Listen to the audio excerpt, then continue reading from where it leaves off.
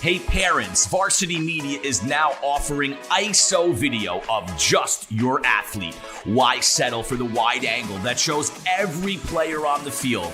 With our ISO video, your athlete is front and center the entire game.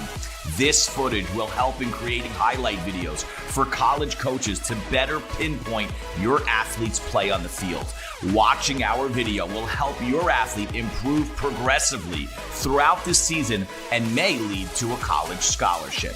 Varsity Media is now booking ISO videos for the fall, but spots are limited. Contact us today for football, soccer, field hockey, and volleyball by calling 516-403-2050 or emailing ben@varsitymedia.net. It's time to book a Varsity Media Sportscast and get on the big stage. A Varsity Media Sportscast is seen by thousands of people, both live and on demand, from friends and family all over the world to prospective college coaches. Our announcers will help tell the story of your team and your athletes. There is no bigger stage to be on than Varsity Media. Book a sportscast today by contacting Varsity Media.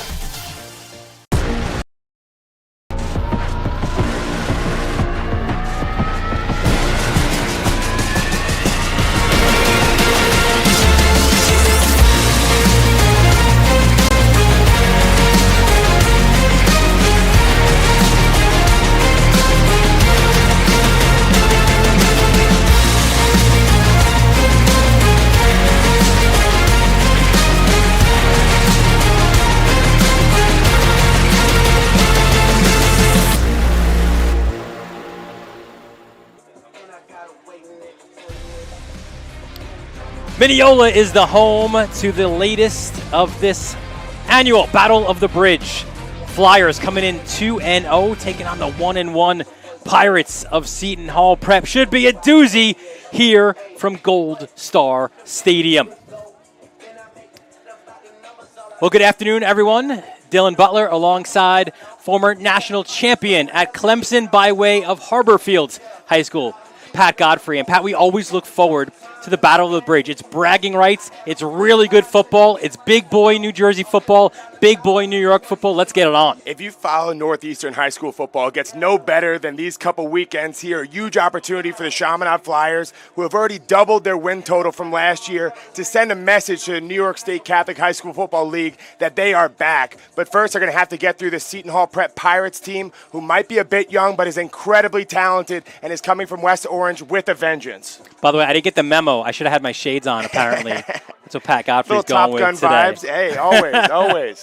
But we look at these teams, and we start off with Seton Hall Prep. Yes, listen, a very young team, a host of seniors who graduated from last year's team, but they've got ballers. There is no doubt about it. You talk high-level sophomores, guys getting offers already. The Pirates are full of these guys. But we look at two of their players right now, and here's a look at their last year, Pat, actually.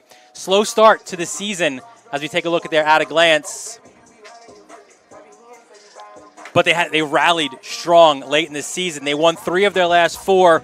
That semifinal defeat in the non-public A to Del Barton. Yeah, I think Bill Fitzgerald's squad is going to look to keep building on that momentum that they gained at the end of last season. As we mentioned, they've got a ton of talent, only a couple returning starters here, but definitely a program that knows how to win at the highest level, and they believe this is a big opportunity for them before they get into Jersey play. 0 returning offensive starters. The 2 they thought they would have lost for the season in the preseason, but they've got guys that they're going to lean on today. And this is going to be a recurring theme here as we take a look at the Seton Hall Prep players to watch. Both teams, what do they want to do? They want to establish a run and win at the line of scrimmage, at the point of contact. Bryce Robbins running the football and Tyler Amato inside. 2 top players from the Garden State. Exactly. Bryce Robbins, only a junior, very shifty guy who can do a lot of different things out of the backfield. They're going to want to get him going early on in this contest to establish the run. On the flip side, Tyler Amato, classic defensive end build, 6'2", 260 pounds. The senior is one of the very few returning starters on this roster, and they're going to need him to have a very big day out here to walk out with a W. Yeah, the line will be critical today. We'll detail that as we continue to go along. For Chaminade, listen, they are 2-0 on the young season. As you said, a ton of confidence coming off of that season opening win against their rivals. And this is last year, right? 1-8. They're already better than that through 2 weeks of football, but almost in a Marvel kind of super Spider-Man-esque way, right? What do they say about Spider-Man, right? With great power comes great responsibility. With great success, Tom Claro says, comes great responsibility. Exactly. Just Tom Claro's first year here in Mineola, already doubled the win total from last year and got one of the biggest wins in the last decade for Chaminade, beating St. Anthony's in South Huntington week 1. But as you mentioned, that brings a lot of pressure with it. A lot of alumni who are tuning in here today, hoping to see the Flyers dominate throughout this 2024 stretch. And those guys, they are raring to get out of that locker room. Home opener for the Flyers this afternoon. Big crowd on hand as well. When we talk, there you see Tom Claro, right? Leading the way out with his men. But listen, this is a team that they know what's in front of them. They know the challenges in the Catholic League. This is a great opportunity for Chaminade this afternoon. Two guys I look forward to leading them that way as the Flyers. There they come. Dean Schmidt with the Chaminade flag. Luca Catazio with the American flag. Good look there at the Flyers making their way out of the locker room. So, Pat, we look at their players to watch now, and similar, right? You want to get the run going. Who do you go to? It's Peter Gerbasi.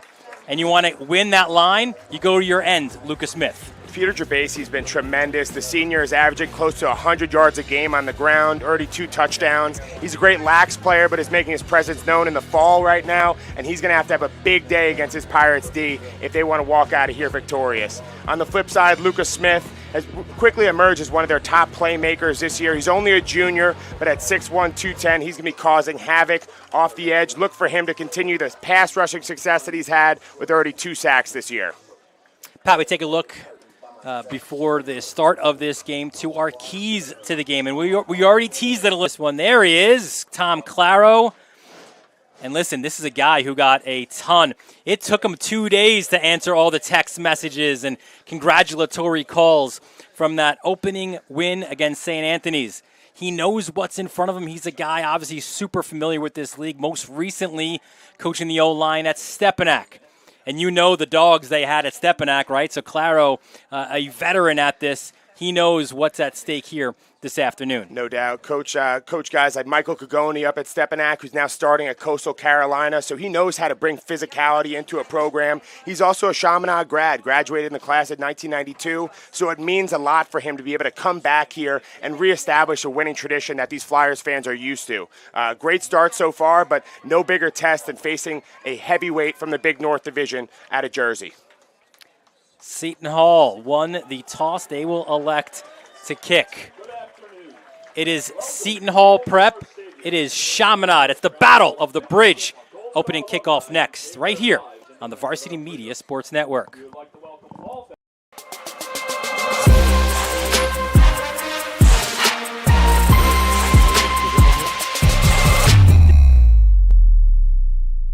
At St. Francis Heart Center, we're not just regional heart experts. We share our greater success with the world. We don't just pioneer technology. We do it more than anywhere on Greater Long Island. And we don't just win awards. We deliver greater outcomes for people like you. As New York's only specialty designated cardiac center, we're not satisfied with just being good. This is Long Island. This is St. Francis Heart Center. And greater lives here. Varsity Media is now opening up our schedule to any teams looking to be on a sportscast. Watching yourself on camera is okay, but hearing your name on a Varsity Media sportscast is like you're a pro.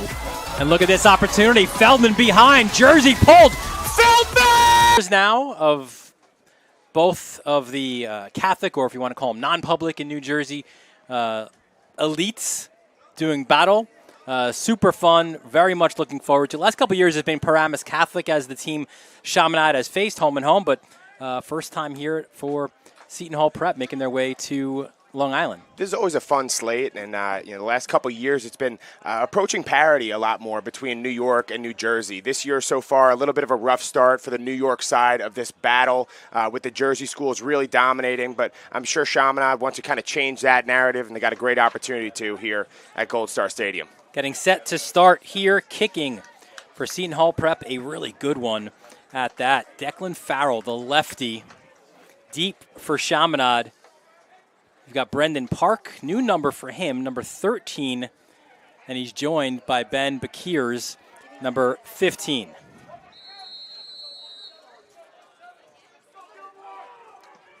Farrell, good-looking kick, backs up Bakirs to the 1, and this is where Chaminade starts from. One broken tackle, cutting it upfield at the 20, still on his feet, Bakirs, and he's pulled down at the 43-yard line. Good looking return for Ben Bakirs, and terrific field position for Chaminade in their first year starting quarterback Tim Murphy.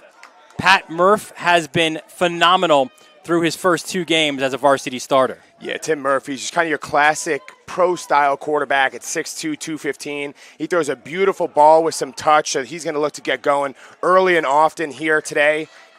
And gotta love the great field position getting out the gate.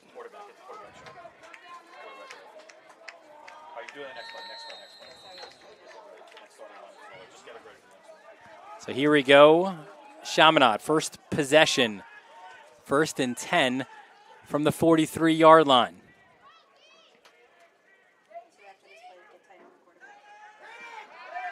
Handoff. First play. There goes Peter Gerbasi pushing forward. And Pat, we take a look at some of those numbers we mentioned, right, from Murphy. When we spoke with Seton Hall Prep head coach Bill Fitzgerald, said he was so impressed with his touch on the football. And that's so rare to find. There's plenty of good arms out there playing high school football, but a guy who can really either thread the needle or kind of drop it in the basket, depending on what the play calls for, is just such a big, valuable weapon. And he's been getting off to a great start so far in this 2-0 start for Chaminade. It's a gain of about 1 on that play for Gerbasi. 2nd and 9. Dietrich in motion. Following him was Gerbasi, but not much there for Gerbasi. Big Tyler Amato on the tackle. Let's meet the offense for Chaminade this afternoon. Joining Murphy and Gerbasi, a really talented wide receiving core of Dietrich, Braz, Park. Battaglia could also catch the football, and they love their line. Katagio, Katrakazis, Knox, Miller, and Pawlowski. Also, there will be a lot of Jack Durnan at left guard. 3rd and 7 for Chaminade. Trips left for the Flyers. Nearly had some movement at the line. Murphy goes over the middle, and that is incomplete. We'll take a look now at the Seton Hall Prep defense, which will get a 3-and-out on their first possession. It's a front 4 for Seton Hall Prep. And never mind, it's 4th down now. And that wasn't the start that Coach Claro was looking for out of his offense. It's going to be really important for them to establish the run, be able to get into kind of 3rd and short type scenarios and not force those obvious passing setups. So not a great start, but their good field position should allow them to pin the Pirates deep. Justin Jones is the kicker. That ball was a fair catch, and a tackle was made. So this is an interesting one early on, Pat, because the receiver for Seton Hall Prep, and that was David Manzo, did go forward after calling a fair catch, and then the Chaminade player made the tackle. It's tough in situations like that when you're flying to the ball. Sometimes instincts just kind of dominate, but that's a mental mistake there that you can't make if you're Chaminade. Kind of give away the great field position that you got from that first opening kick return, and now Seton Hall coming out the gates at their own 47-yard line. Yeah, and our referee for today's game, Chris Atkinson, signals that personal foul against Chaminade. So they'll move the ball up for this man, the young gentleman named Caden Davis, sophomore already, Pat.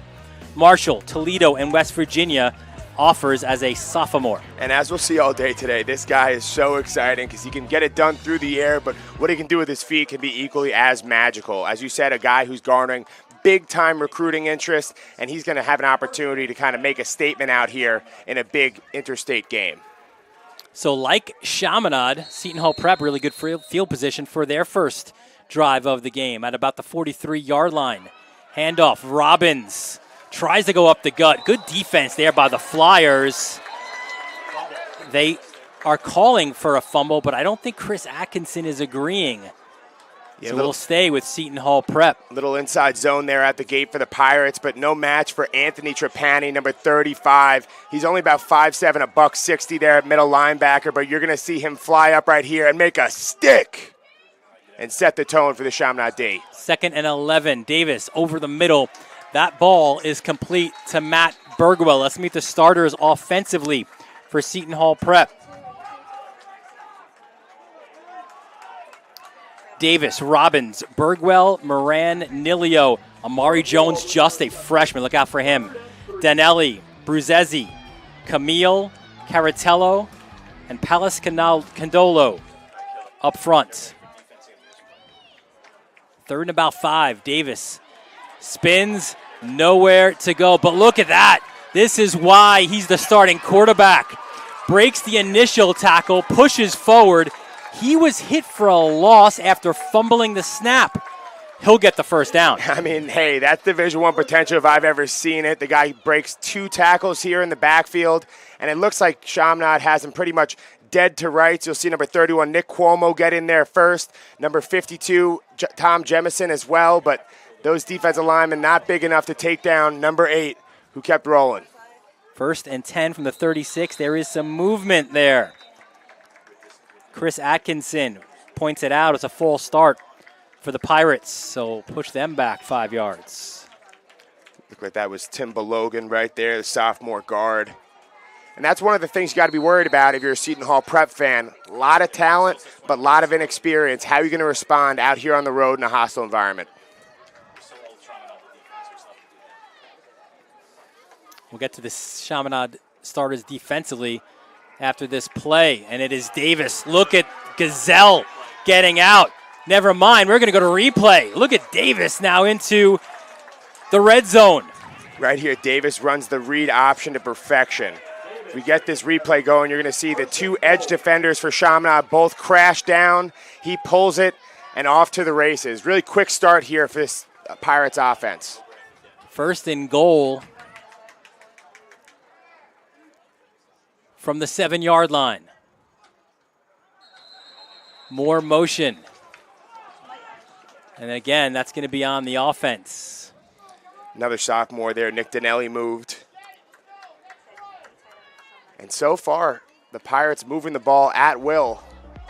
Just got to stay out of their own way. Here's your starters defensively for Chaminade. Smith, Viscardi, Jemison, front 3. Your linebackers, Hanley, Schmidt, Trapani, D'Agostino. Your secondary of Landrum and Braz at the corners, Lombardo and Cuomo at the safeties. Reset 1st down. There goes Robbins to the outside. Nowhere to go. What a play right there by Lou D'Agostino out of Hewlett. He's a Syracuse lax commit, but you can't tell right there that kind of physicality. You think he'd be a Syracuse football guy. And definitely a play that they needed to get Seton Hall further behind the sticks and potentially get a stop here. Yeah, Pat, you're right. They started 1st and goal from the 7, and now they're back to the 16-yard line. And again, this stays as goal, so you can't get a 1st down for Seton Hall Prep. 2nd and goal from the 16.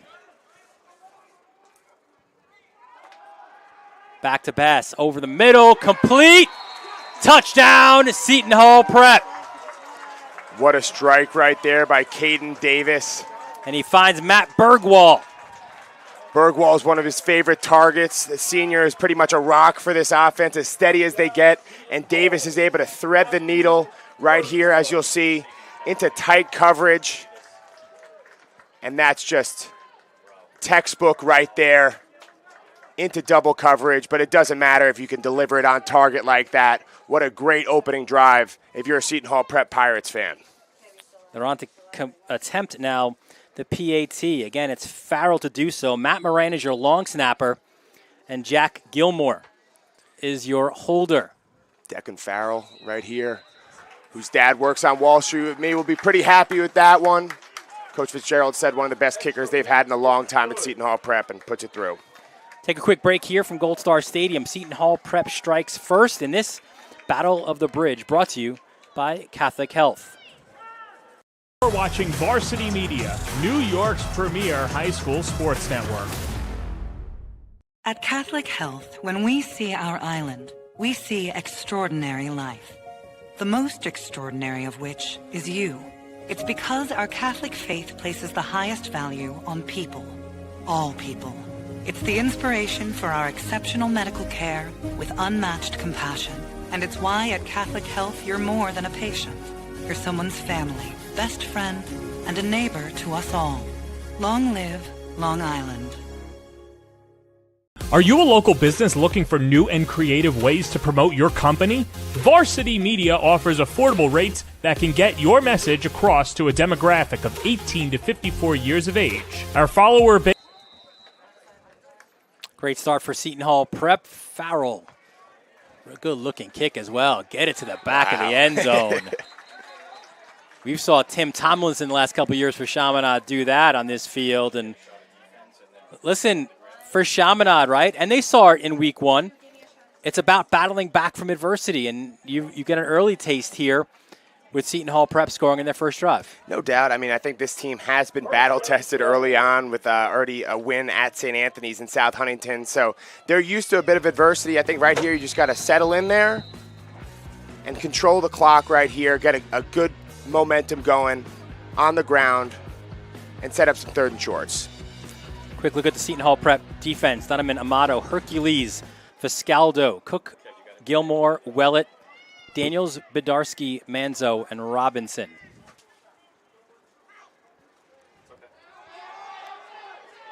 Gerbasi tries to cut it to the outside. Meeting him there was Tyler Fiscaldo, number 45. We've seen this early on for Chaminade, trying to run some of these outside zone packages, but got to get north-south a little bit earlier. These defensive linemen for Seton Hall doing a really good job stringing things out, and no room there for Gerbasi. Fiscaldo, the sophomore. Undersized at 5'8", 190, but a great first step. Has a knack for the football. We saw it there. 2.5 sacks already in this young season. That's 2 games for them.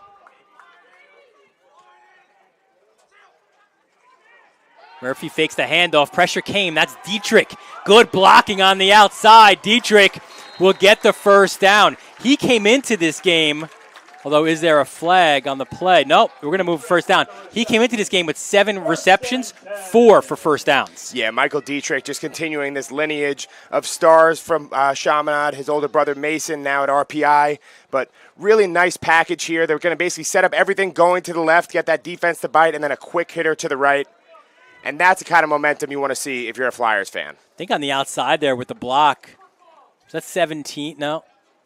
It's hard to see from our vantage point, but great block on the outside, on the edge there to allow him to get the first down. Murphy finds Battaglia, and finding Battaglia, Jaden Crawford. Jaden Crawford, only a sophomore, but he's an absolute striker who can lay the wood, and you'll see that right here. Nice job by Battaglia hanging on, but only a gain of 2. Yeah, Pat, you heard the fans, right? At the point of contact. Ooh. Exactly. Like, when you could hear the pads up here in the press box, you know that you're like laying that, the wood. Exactly. Hit like that, you don't have to see, you can hear it. So second, and we'll call it 9.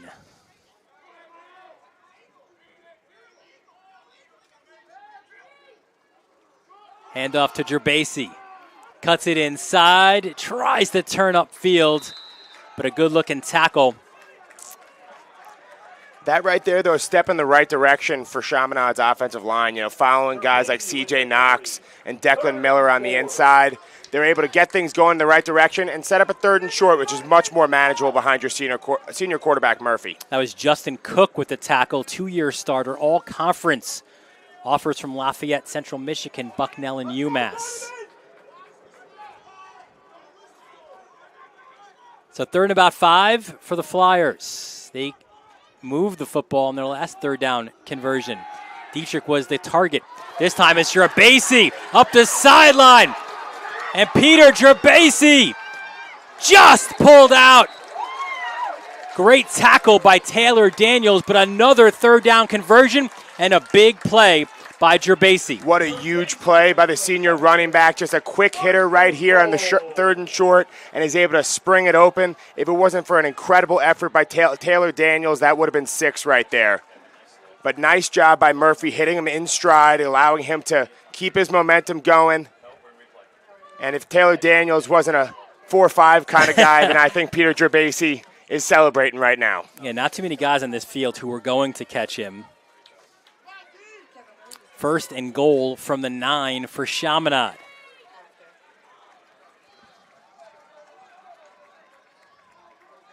Gerbasi to Murphy's right hip.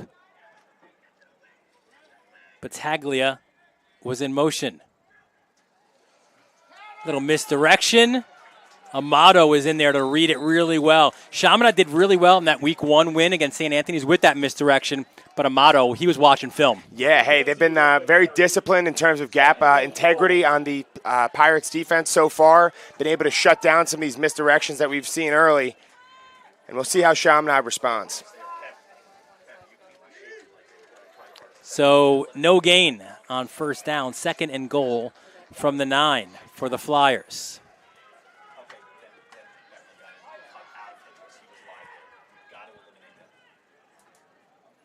Oh, possibly some movement up front again. Good cadence, I guess, right, from Murphy. Low snap, handoff. Oh, Murphy takes it himself. Had me fooled. And the intended target was Braz. Incomplete. Bit of a rare errant throw right there for Tim Murphy. We're so used to seeing him be so accurate. Had a couple receivers in the area who he might have been able to hit, but they'll move on to 3rd down. And this feels like a very big 3rd down early in this game to kind of recapture the momentum and let Seton Hall know that they're here to play. Yeah, you want to answer Seton Hall Prep as quick as you can, and especially when you get into the red zone, you got to punch it in. So here we go, 3rd and goal from the 9. Gerbasi again to the right of Murphy, trips right for the Flyers. Murphy just overthrew Gerbasi, who would have been open. So right there, that looked like they were trying to set up a screen, but just didn't have any time with Michael Wellett right in Murphy's face. So tough situation. Defender forces the errant throw because it looks like there might have been an opening had they gotten that screen off. So Justin Jones was the JV kicker a year ago, off to a really good start. This year, he's on to attempt the 26-yard field goal. Timmy Battaglia is your long snapper, and Kyle Highland to hold. Jones' kick is up, and it is good. So it wasn't necessarily the response you wanted, but you get 3 points. You get something on the scoreboard on that 26-yard field goal by Jones. No doubt. You know, with how quickly Seton Hall is able to move it on offense, you worry, are we going to fall behind if we have a slow start out of the gate? That was a big response right there and gave their defense the opportunity to kind of regroup, collect their breath, and get out here and trying to figure out a way to stop this Pirates offense. So, Pat, this part of the Battle of the Bridge here this year. And as we look at the schedule of games in this year, 10 games and a really good start for the guys from the other side of the GW Bridge. Del Barton, Don Bosco, DePaul all getting Friday night wins, but St. Francis Prep giving the first one to Long Island Catholic School, or the New York City side of things this morning. Absolutely, and you know, good opportunity for Archbishop Stepinac against St. Joe's Regional, who's always a powerhouse this afternoon as well. This is a fun matchup, you know, really heavyweights as far as high school football is concerned. It's always top-notch competition, and more of that so far here at Gold Star Stadium. So Jones back to kick.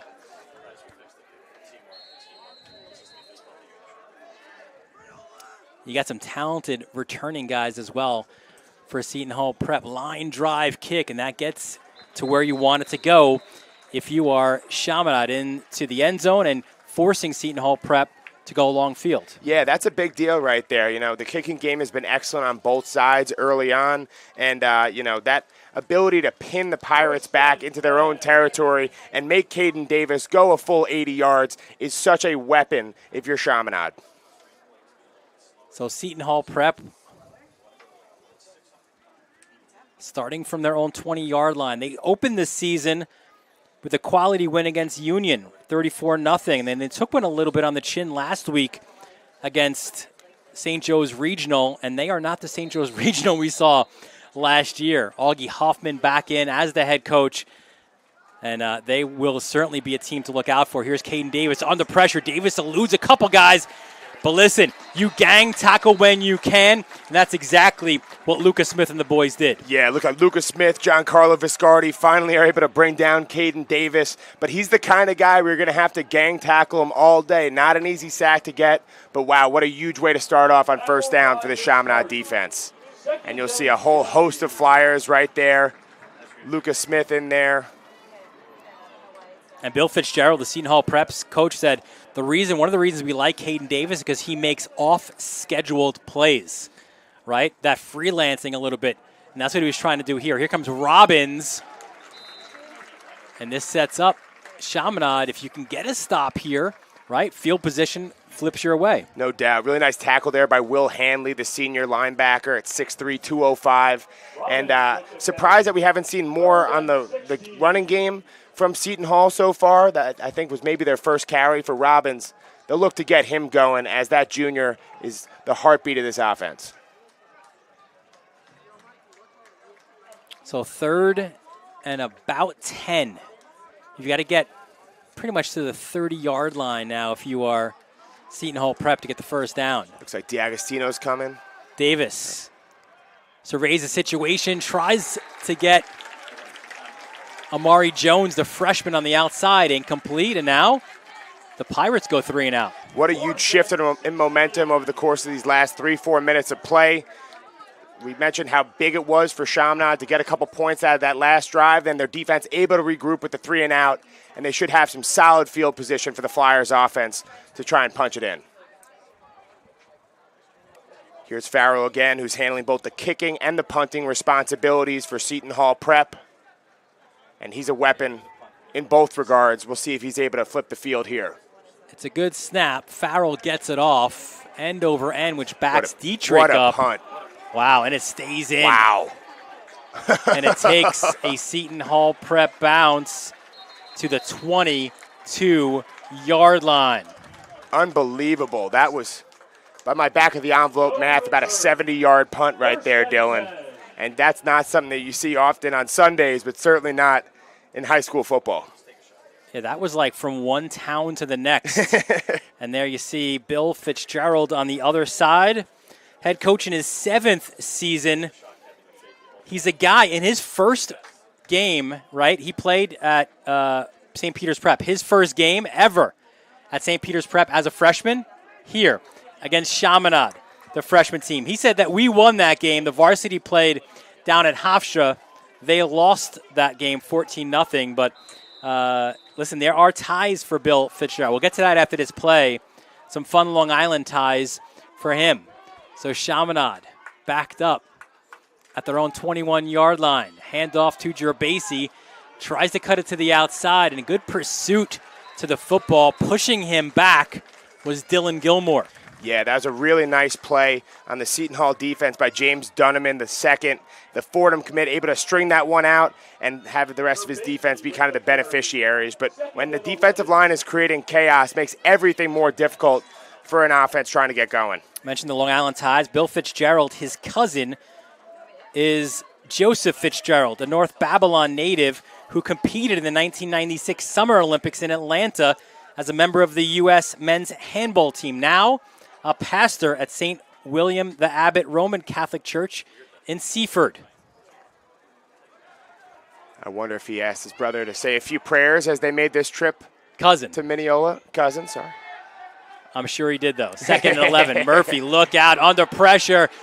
You saw the idea, right? He wanted to get rid of it, just could not get rid of the football. Yeah. Tyler Amato in on the sack. You know, we saw on the other side Davis make some plays with his legs. Tim Murphy, that's not quite as much of his deal. He likes to settle into the pocket, be able to set his feet. And when he started going backwards there, not a great sign if you're a Flyers fan. The senior Amato able to get in there and clean it up.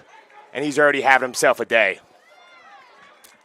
So game clock says 12 seconds. I'm not sure if Chaminade needs to get a play off as they face a 3rd and very long. It appears they will not have to, and we'll go to break here after the first quarter. A good one. Seton Hall Prep struck first, and then Chaminade had the response. It's the Battle of the Bridge, brought to you by Catholic Health right here on the Varsity Media Sports Network. Going, Israel Bonikunda, running back for the New York Jets, and you're watching Varsity Media.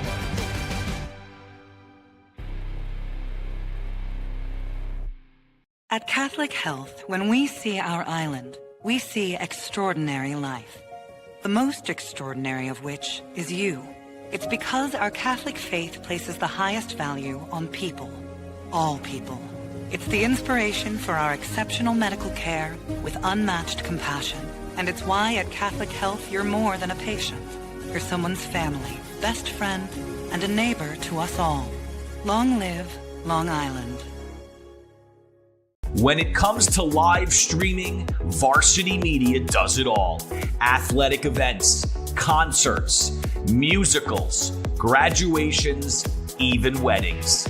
Trust Varsity Media when it comes to your live stream events. Contact us today to learn more about Varsity Media's live streaming services at 516-403-2050 or email ben@varsitymedia.net. Back here at Gold Star Stadium, start of the second quarter. Dylan Butler, Pat Godfrey, our entire Varsity Media crew. Battle of the Bridge here in Mineola. And it's Seton Hall Prep with an early 7-3 lead. And a big opportunity here to pin Chaminade deep, perhaps even have to punt from their own end zone if you get a stop here. Yeah, tough scenario right here as a play caller. You want to give Murphy the opportunity to drop back, read the defense, and try and drive this 22 yards forward, but so tough to do with the talented D-line that Seton Hall can bring. Oh, you know what? You'll get 5 more yards, though. Dunneman on the outside jumped.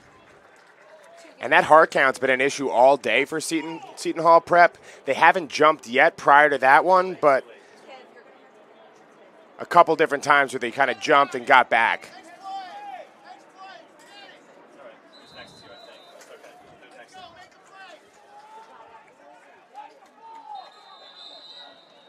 And do you get those 5 yards back now? You saw the Seton Hall Prep guys pointing forward. And Chris Atkinson has been busy. And that right there, Dylan, is the double-edged sword of a hard count. Sometimes an offensive lineman, when you're buckled in there, waiting to pass set on a really talented defensive end, it's a little tough to sit in there. So you hit the restart button. We're back at 3rd and 22 for Chaminade. And you play it safe. Gerbasi to the outside, breaks the tackle. What a run. And now you got a rugby scrum. You'll still have to punt, but certainly more manageable after that nice run by Gerbasi. No doubt. Gerbasi brings the wood here. He winds up about 8 yards short, but that is very big because it takes a lot of pressure off of your punter, not having to have your heels in the end zone. You'll see it's a nice job blocking out in front for him. By the left side, Catasio and Kazis. Manzo deep for Seton Hall Prep. Jones to punt. Battaglia was your long snapper. End over end. And this one will take a Seton Hall Prep bounce. It's fielded at about the 44-yard line by Kyle Highland. Second short punt of the day for Chaminade, and it's going to set up Davis and company in great shape here. As you see, right, you start the season with a win over Union. You lose to St. Joe's Montvale, Chaminade now, and then that is what New Jersey football is all about. DePaul, Del Barton, St. Peter's, Pope John, Oh, and by the way, let's end with Bosco and Bergen. Yeah, not too easy. We were saying earlier that the New Jersey Big North is really similar to the SEC of high school football. Not a week off, and if you want to get some momentum going into that stretch, certainly want to walk out of Mineola victorious and one of your more manageable matchups. So terrific field position for the Pirates here on their first drive of the second quarter. Here's Bryce Robbins. Turns it inside, gets to about the 40. Viscardi in there on the tackle. Franklin Square guy at 5'11", 250 is just a big physical dude who likes to control that A-gap up front for the Chaminade Flyers. Nice job there. Robbins 3 yards on that carry. Here's his second carry. Again, right up the gut goes Robbins.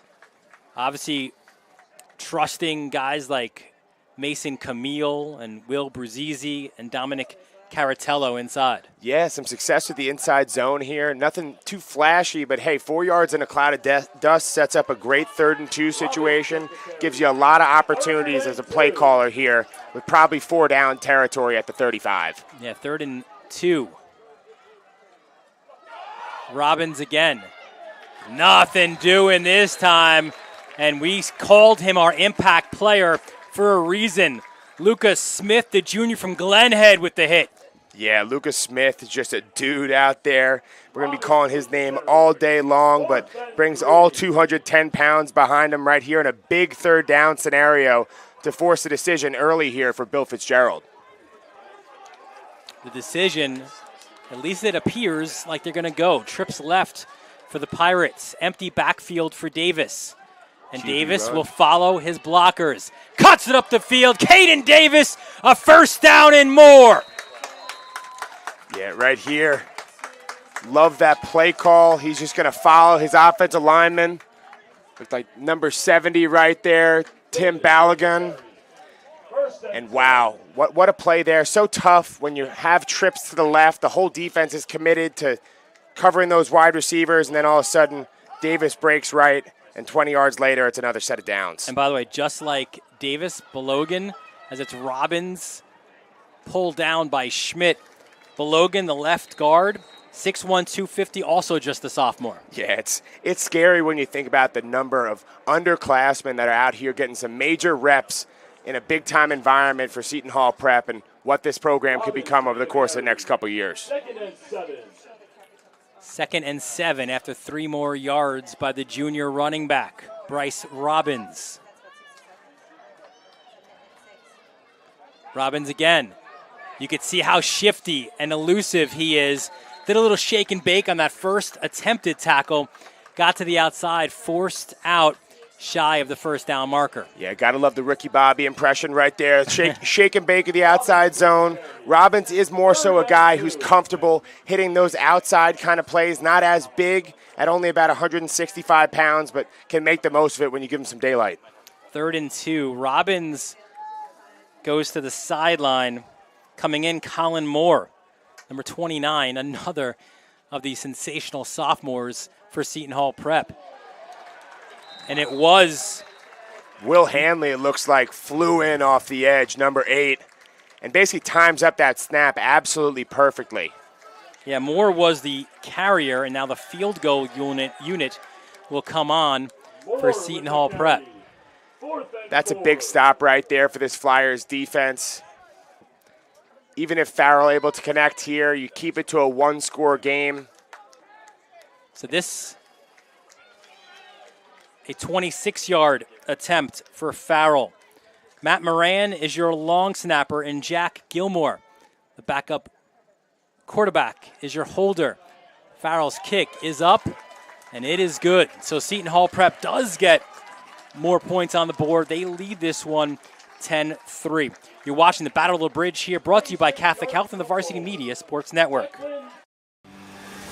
You're watching the Varsity Media Sports Network, the home for New York high school sports. Hey parents, Varsity Media is now offering ISO video of just your athlete. Why settle for the wide angle that shows every player on the field? With our ISO video, your athlete is front and center the entire game. This footage will help in creating highlight videos for college coaches to better pinpoint your athlete's play on the field. Watching our video will help your athlete improve progressively throughout the season and may lead to a college scholarship. Varsity Media is now booking ISO videos for the fall, but spots are limited. Contact us today for football, soccer, field hockey, and volleyball by calling 516-403-2050 or emailing ben@varsitymedia.net.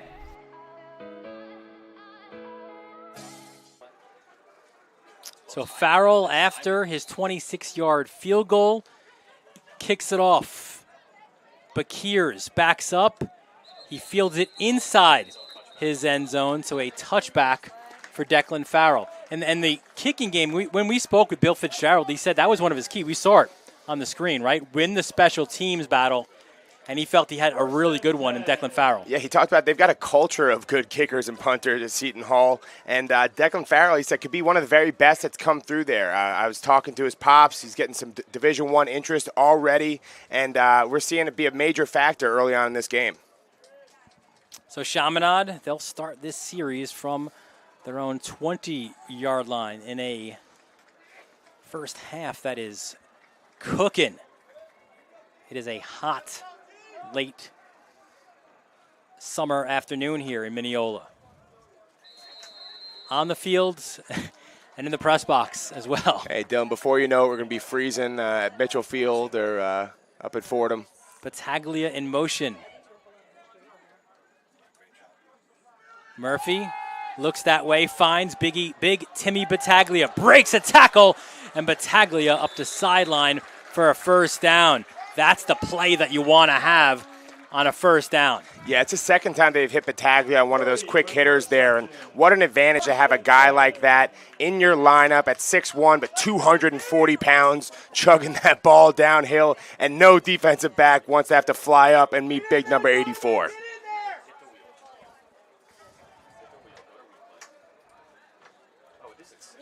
So Chaminade didn't look great on their first possession, but since then have settled in really nicely.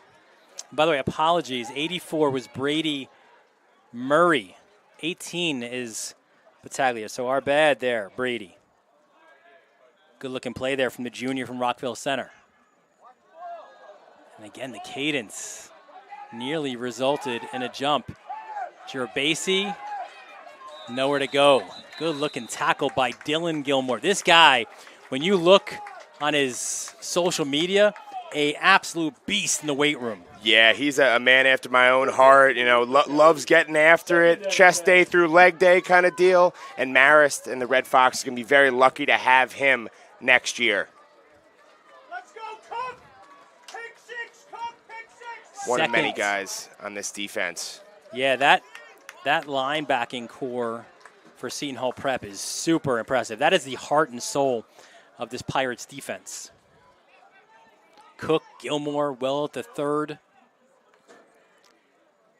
2nd and 10 for the Flyers. Murphy rolls left. Finds an intended target, but putting his knee down was Park.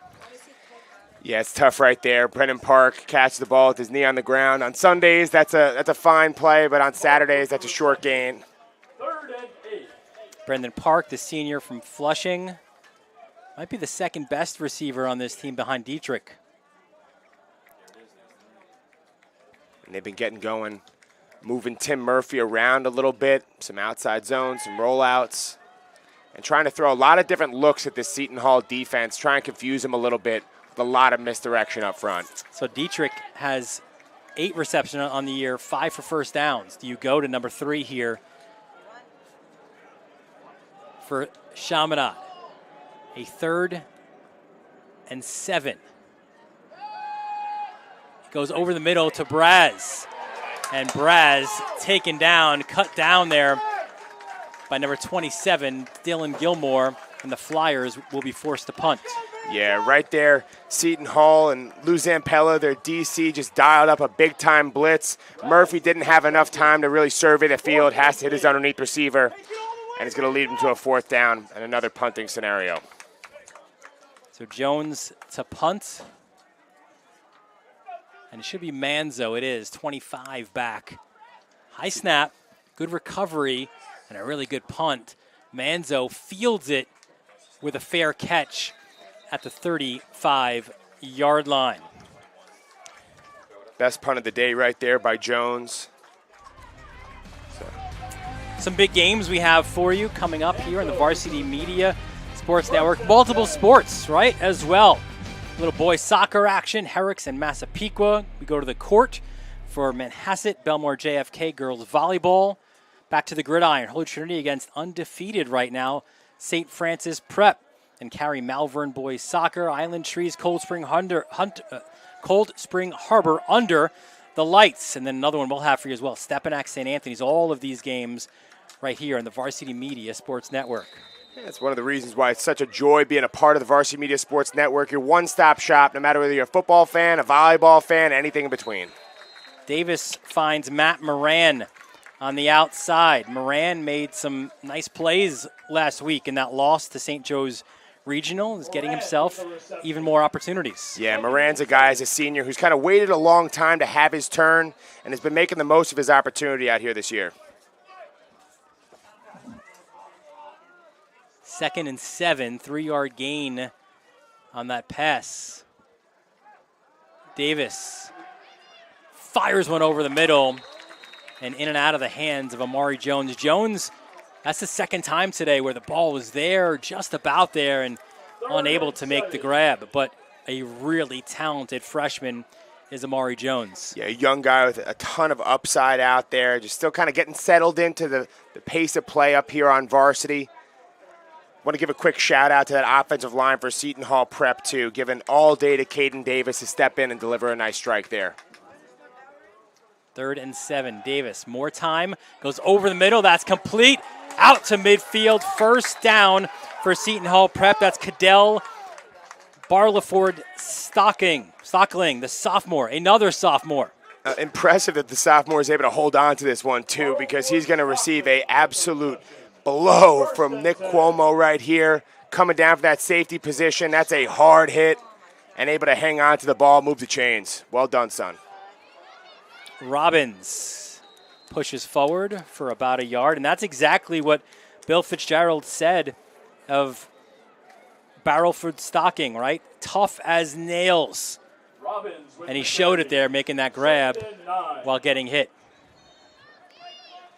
2nd and 9 for the Pirates. Davis over the middle. That ball is complete. That's Bergwall. And Bergwall gets about 2 yards shy of the first down marker. The senior has been a rock. He's that guy who knows what he's got to do, but also what everyone else around him needs to do as well. Yeah, it's great to have a leader in the position room with so many young guys playing wide receiver right now for the Pirates. Been able to lean on Bergwall has been just absolutely huge for Coach Fitzgerald and his staff. And Coach Fitzgerald will call timeout there after that cadence didn't quite work for Seton Hall Prep. Fitzgerald also runs the offense here for Seton Hall Prep. His defensive coordinator is his first year at the helm, but no stranger to big boy football in New Jersey. Lou Zampella, the former Hudson Catholic head coach, first year as the DC, replacing the legend Ed Stinson. Yeah, Zampella's done a really good job here so far. Potent attack typically for Chaminade, but held to just 3 points here in this first half. And really kind of a huge junction in the game here. Can Chaminade get a stop, keep this one close, because you do not want to go down 2 scores going into the locker room.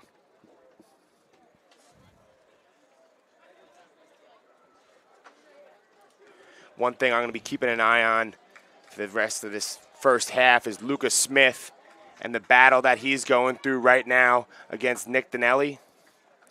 He's been consistently getting some wins off of the edge, getting up in the face of Caden Davis. Will big number 44 be able to make a stop here to help his team? Big third down play here. You got trips left for the Pirates. Empty backfield for Davis. Davis tucks it under, and he's tripped up right away. What a defensive play by Ben Bakirs. What a job by Bakir. The Massapequa native is just going to be able to get around the pulling guard right there, duck his shoulder, and this is just such a nice job setting that edge, giving Davis nowhere to go, and making a huge stop to force a punt. Or actually perhaps another go for it type situation. Maybe some down. cadence. Let's see. 4th and 2 right here. And looks like they're going to check to the sideline. And they will call a timeout. So they tried to draw Chaminade offside. Didn't work. They'll call timeout more likely than not to set up their punt. And that's a really great sign for Coach Claro here. He said kind of going into this game, they're going to have to play really, clean, mistake-free football, be the smarter team out here today, and really nice to see your defense hang in there and not go offsides. Let's take a look at Chaminade's season to date. That historic win in South Huntington was so big for head coach, for the players. They've not beaten St. Anthony's in a number of years. They follow that up. They go up on the road to Westchester. They beat John Jay, a rivalry game of sorts against St. John the Baptist, the team that a year ago beat them. You know that's going to be talked about in that locker room in the upcoming week. Holy Trinity, and then you get to the meat and potatoes, if you will, right, of your schedule. Stepinac and Hayes, then Iona, but 2 of those 3 games right here at Gold Star Stadium. And Dylan, I can't wait to be calling those with you in October right here from Gold Star Stadium. Should be a lot of fun. And as you mentioned, first time since 2012 that Chaminade was able to beat St. Anthony's, their arch rival. I was playing JV football the last time that happened, so it tells you how big a deal that is for this program. Farrell angles his kick. Fair catch called by Dietrich, who makes the grab at about the 18-yard line. So Chaminade, Pat, they go into their 2-minute offense. And I think it's really important here if you're Coach Claro to get aggressive. John Gill is the pass coordinator here. You're going to want to open things up for Murphy and try and move at a quick pace because I think down 10-3, listen, it's not the end of the world, but if you could punch something in here before half, it gives your team a great feeling knowing that you can kind of come out here and set the tone throughout the second half. And remember, too, it was Seton Hall Prep that won the opening coin toss, and they elected to kick. So they'll get the football to start the second half. So if you're Chaminade, you really want to try to get something on the board here, 3 or 7. As you mentioned, good kicking game with Jones. So probably going to get down to call it the 25-yard line or so. Well, right now you start at the 19. Quick out. And a good-looking catch there by Brady Murray. Yeah. Yeah, Murray, the junior out of Rockville Center at 6'1", $185, been showing himself as a real weapon in that passing game here early on. Those quick hitters got to be nice for Murphy to just kind of settle in there and keep his defense on their toes. Yeah, he has been targeted, and he's responded in a big way. This will set up a 2nd and about 6 for Chaminade. Also, heads-up play from the junior, getting out of bounds, able to preserve that timeout and some clock. 1:45 left in the first half.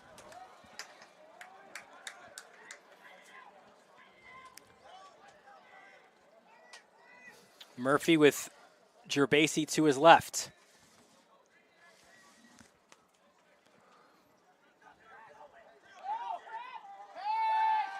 Murphy goes to the outside, finds his intended target. I believe that was Braz.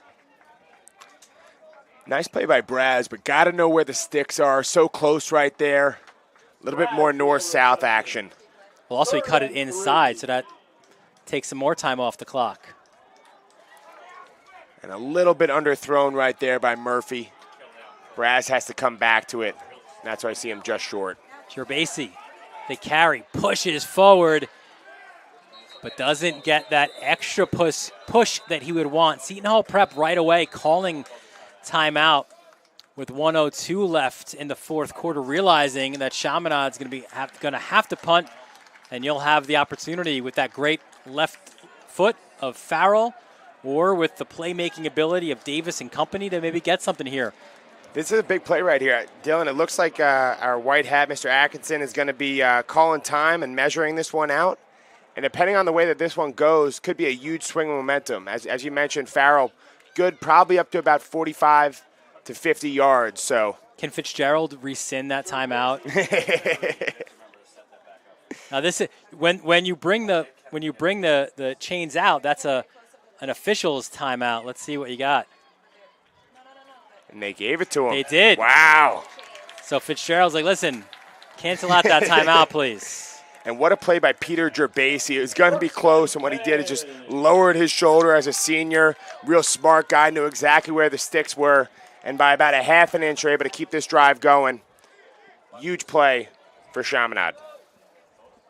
And even if you don't get points on the board, that kind of play maybe keeps Seton Hall Prep from their ability to maybe get more points on the board. Now you're looking at worst case scenario going down, by 7 going into the locker room. Trips right for Murphy. Now twin receivers on both sides. Murphy looks for a sideline that is complete to Braz. This time he dances it out of bounds, stops the clock with 42 seconds left. Interesting to see Lou Zampello basically decide, hey, we're going to bring some pressure every single down in Tim Murphy's face and see if he can make the quick read, get the ball out of his hands. A lot of times you see defensive coordinators get kind of conservative in these 2-minute scenarios, but the Pirates continue to bring the heat. That's a good word on this day, Pat. The heat.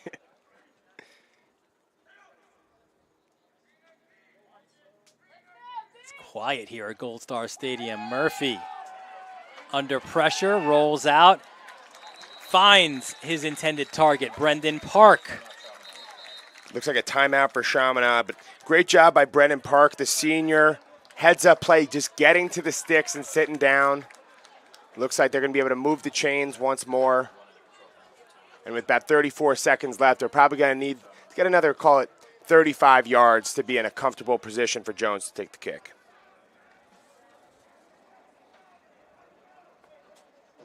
Good one here on a Saturday afternoon in Mineola. Seton Hall Prep and Chaminade. Park with the reception. That was Brendan Park with that last reception. Yeah, Dylan, I think we kind of went into this one thinking it was going to be a fairly even matchup, and that's definitely played out here today. Good look there at the Flyers out of their huddle. And another measurement coming your way. That was only second down, however, so the Flyers will have another play to get that, call it about 3 inches or so. Yeah, and the clock stops then to move those chains if you do get a first down.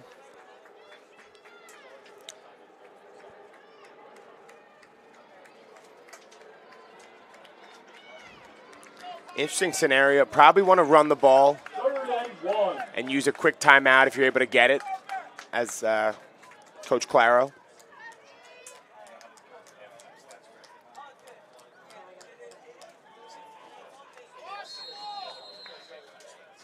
Murphy out of shotgun. He needs a yard to move the chains. This is a passing play. Deflected at the line. And incomplete. Credit to Dunneman, the second, getting those big mitts up to knock it down. Yeah, the Fordham commit at 6'5", 245 does a great job here, just kind of figuring out, hey, I'm not getting in there quick enough. Let's get my hands up in this alleyway and block Murphy's ability to get that ball out. Big risk right there by Chaminade throwing the ball in 3rd and short, because now you're punting it and plenty of time left on the clock for Seton Hall Prep to get something going here. Yeah, you stop the clock with that with 29 seconds. Jones, we have a flag on the play.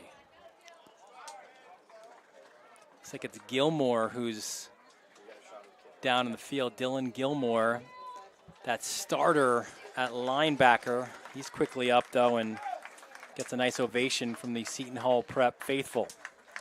Yeah, let's hope he's all right. One of those kind of key guys, heartbeat of this defense for Seton Hall. We mentioned him earlier at 6 foot 225, just a prototypical linebacker right there. So this will back up Chaminade at 5 yards. Pat, I think if you're Jones here, you want to try to angle your punt and not have any return, right? Maybe cut it up this sideline here, the Chaminade sideline if you're Jones. He backs it up, but a good punt. We've had really good kicking and punting this afternoon. Backs up Manzo to the 30. So for Seton Hall Prep, you've got 20 seconds to get something done, but that's plenty of time when you're Caden Davis. Exactly. Caden Davis can get a lot done in a quick period of time. Probably got to move the ball about 40 yards. If you get, let's say, to the Chaminade 30 or so, that puts you at a 47-yard field goal, which is, from what I understand, the top end of Farrell's leg. But definitely with 20 seconds here and I believe a timeout remaining, or 2 for Seton Hall Prep, that can be an eternity, especially if you're a defensive coordinator. And these are plays that you work every day of practice, right? All these different situational things, or at least every week. Robbins back in at running back. Davis hands off to Robbins. In a lot of ways, Pat, as Robbins maybe gets a yard, if anything. I was about to say, Seton Hall Prep, they're going to play conservative here. You're getting the ball to start the third quarter. You don't want to give up a big play on the other side. On the road, you're a young team. You feel great about going in up 7 into the locker room for halftime. And as you mentioned, that possession to start the second half is huge for Coach Fitzpatrick. So probably wisely elects to run the ball, run the clock out. So the visitors from West Orange, the Pirates of Seton Hall Prep, they lead Chaminade 10-3. You're watching the Battle of the Bridge, brought to you by Catholic Health right here on the Varsity Media Sports Network. You're watching the Varsity Media Sports Network, the home for New York high school sports. At St. Francis Heart Center, we're not just regional heart experts. We share our greater success with the world. We don't just pioneer technology. We do it more than anywhere on Greater Long Island. And we don't just win awards. We deliver greater outcomes for people like you. As New York's only specialty designated cardiac center, we're not satisfied with just being good. This is Long Island. This is St. Francis Heart Center. And greater lives here. Varsity Media is now opening up our schedule to any teams looking to be on a sportscast. Watching yourself on camera is okay, but hearing your name on a Varsity Media sportscast is like you're a pro. And look at this opportunity. Feldman behind. Jersey pulled. Feldman! Feldman! Here comes the 1-0. Hit on the ground at first. Twins up with it. Feeds to Varela. It's a no-hitter. And Division's moving on. Nassau County AA champions. As West barks out the signal. West is going to keep it himself inside the 5 to the goal line. Touchdown. Touchdown, Southside.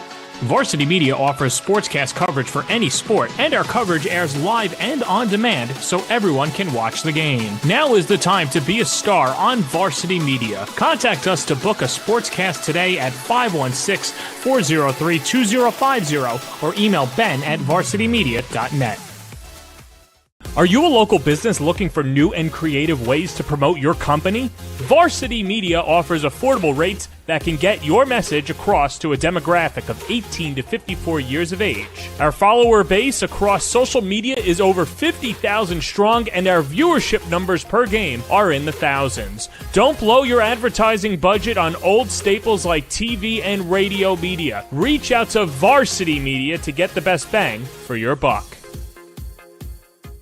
For the latest news in high school sports, be sure to check out varsitymedia.net or follow us on social media at Varsity Media.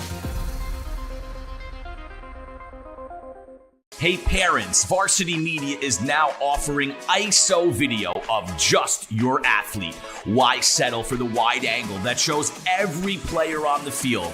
With our ISO video, your athlete is front and center the entire game. This footage will help in creating highlight videos for college coaches to better pinpoint your athlete's play on the field. Watching our video will help your athlete improve progressively throughout the season and may lead to a college scholarship. Varsity Media is now booking ISO videos for the fall, but spots are limited. Contact us today for football, soccer, field hockey, and volleyball by calling 516-403-2050 or emailing ben@varsitymedia.net. When it comes to live streaming, Varsity Media does it all. Athletic events, concerts, musicals, graduations, even weddings. Trust Varsity Media when it comes to your live stream events. Contact us today to learn more about Varsity Media's live streaming services at 516-403-2050 or email ben@varsitymedia.net.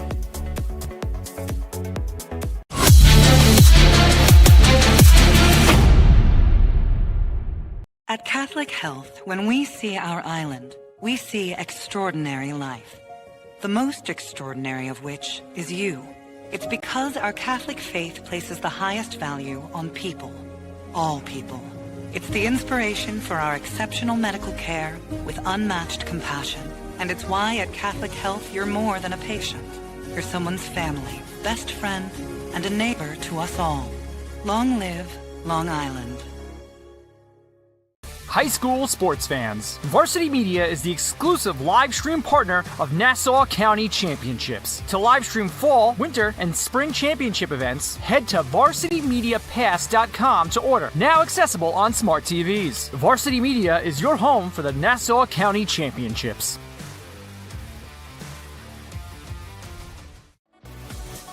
Hey parents, how about a bobblehead for your athlete? Bobbleheads are one of the most preferred personalized gift items today, and it's so easy to order. All you need is a photo of your athlete, a model number from our extensive collection of bobbleheads, and the sculpting process begins. 2 proofs are sent for your approval, and once it's approved, in a few weeks, your bobblehead is on the way. It's that simple. Order your bobblehead today by logging into varsitymediapass.com and click catalogs or call 516-403-2050.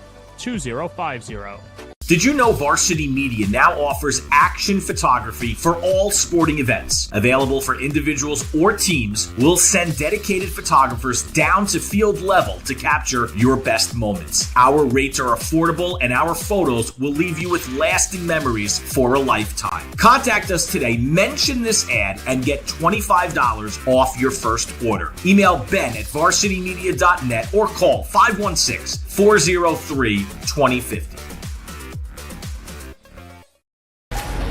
You're watching the Varsity Media Sports Network, the home for New York high school sports.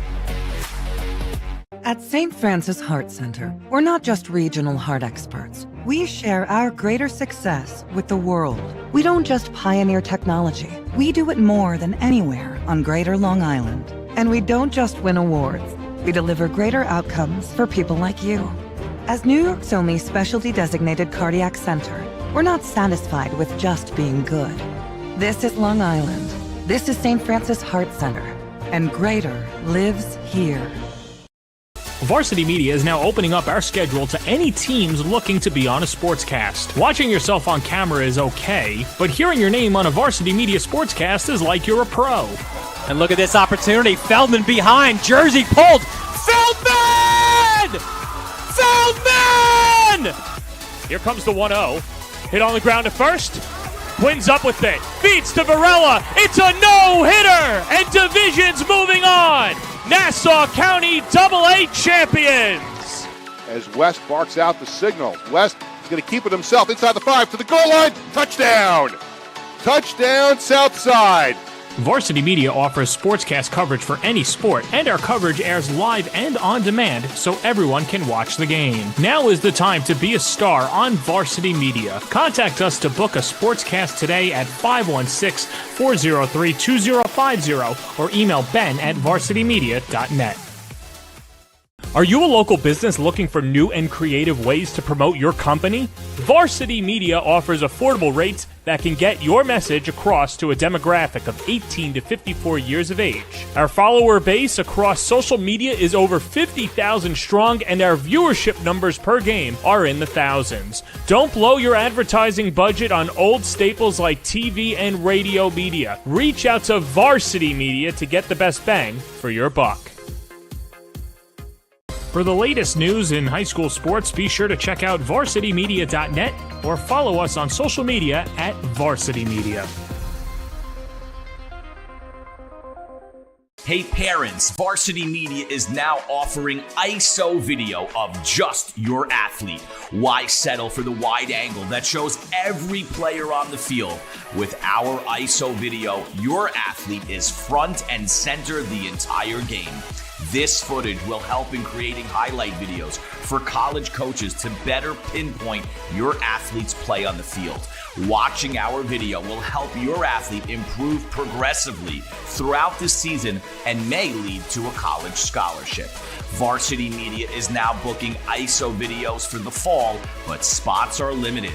Contact us today for football, soccer, field hockey, and volleyball by calling 516-403-2050 or emailing ben@varsitymedia.net.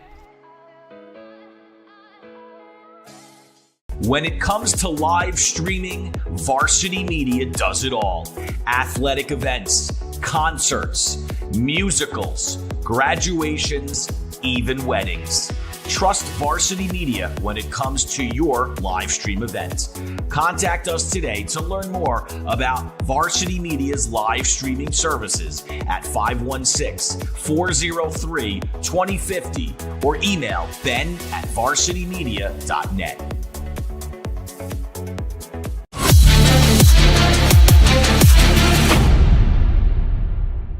At Catholic Health, when we see our island, we see extraordinary life. The most extraordinary of which is you. It's because our Catholic faith places the highest value on people. All people. It's the inspiration for our exceptional medical care with unmatched compassion. And it's why at Catholic Health you're more than a patient. You're someone's family, best friend, and a neighbor to us all. Long live Long Island. High school sports fans, Varsity Media is the exclusive live stream partner of Nassau County Championships. To live stream fall, winter, and spring championship events, head to varsitymediapass.com to order. Now accessible on smart TVs. Varsity Media is your home for the Nassau County Championships.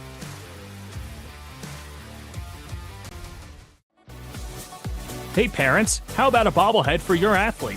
Bobbleheads are one of the most preferred personalized gift items today, and it's so easy to order. All you need is a photo of your athlete, a model number from our extensive collection of bobbleheads, and the sculpting process begins.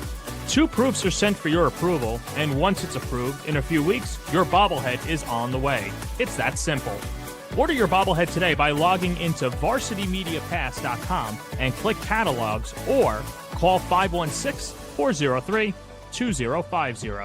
Did you know Varsity Media now offers action photography for all sporting events? Available for individuals or teams, we'll send dedicated photographers down to field level to capture your best moments. Our rates are affordable and our photos will leave you with lasting memories for a lifetime. Contact us today, mention this ad, and get $25 off your first order. Email ben@varsitymedia.net or call 516-403-2050. You're watching the Varsity Media Sports Network, the home for New York high school sports. At St. Francis Heart Center, we're not just regional heart experts. We share our greater success with the world. We don't just pioneer technology. We do it more than anywhere on Greater Long Island. And we don't just win awards. We deliver greater outcomes for people like you. As New York's only specialty designated cardiac center, we're not satisfied with just being good. This is Long Island. This is St. Francis Heart Center. And greater lives here. Varsity Media is now opening up our schedule to any teams looking to be on a sportscast. Watching yourself on camera is okay, but hearing your name on a Varsity Media sportscast is like you're a pro. And look at this opportunity. Feldman behind. Jersey pulled. Feldman! Feldman! Here comes the 1-0. Hit on the ground at first. Quinn's up with it. Feeds to Varela. It's a no-hitter! And Division's moving on. Nassau County AA champions. As West barks out the signal. West is going to keep it himself inside the 5 to the goal line. Touchdown! Touchdown, Southside. Varsity Media offers sportscast coverage for any sport, and our coverage airs live and on demand so everyone can watch the game. Now is the time to be a star on Varsity Media. Contact us to book a sportscast today at 516-403-2050 or email ben@varsitymedia.net. Are you a local business looking for new and creative ways to promote your company? Varsity Media offers affordable rates that can get your message across to a demographic of 18 to 54 years of age. Our follower base across social media is over 50,000 strong, and our viewership numbers per game are in the thousands. Don't blow your advertising budget on old staples like TV and radio media. Reach out to Varsity Media to get the best bang for your buck.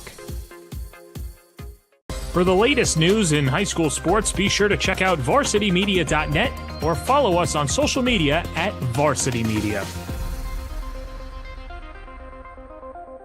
Hey parents, Varsity Media is now offering ISO video of just your athlete. Why settle for the wide angle that shows every player on the field? With our ISO video, your athlete is front and center the entire game. This footage will help in creating highlight videos for college coaches to better pinpoint your athlete's play on the field.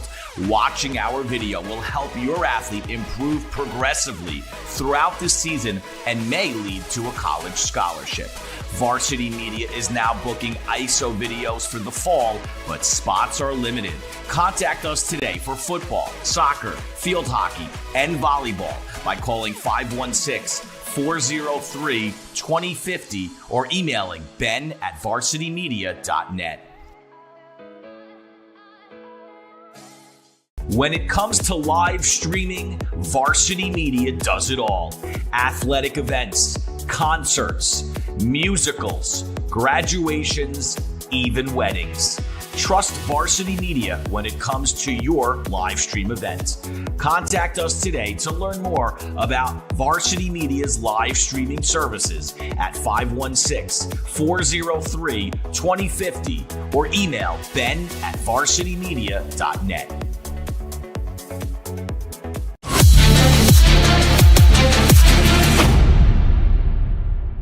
At Catholic Health, when we see our island, we see extraordinary life. The most extraordinary of which is you. It's because our Catholic faith places the highest value on people. All people. It's the inspiration for our exceptional medical care with unmatched compassion. And it's why at Catholic Health you're more than a patient. You're someone's family, best friend, and a neighbor to us all. Long live Long Island.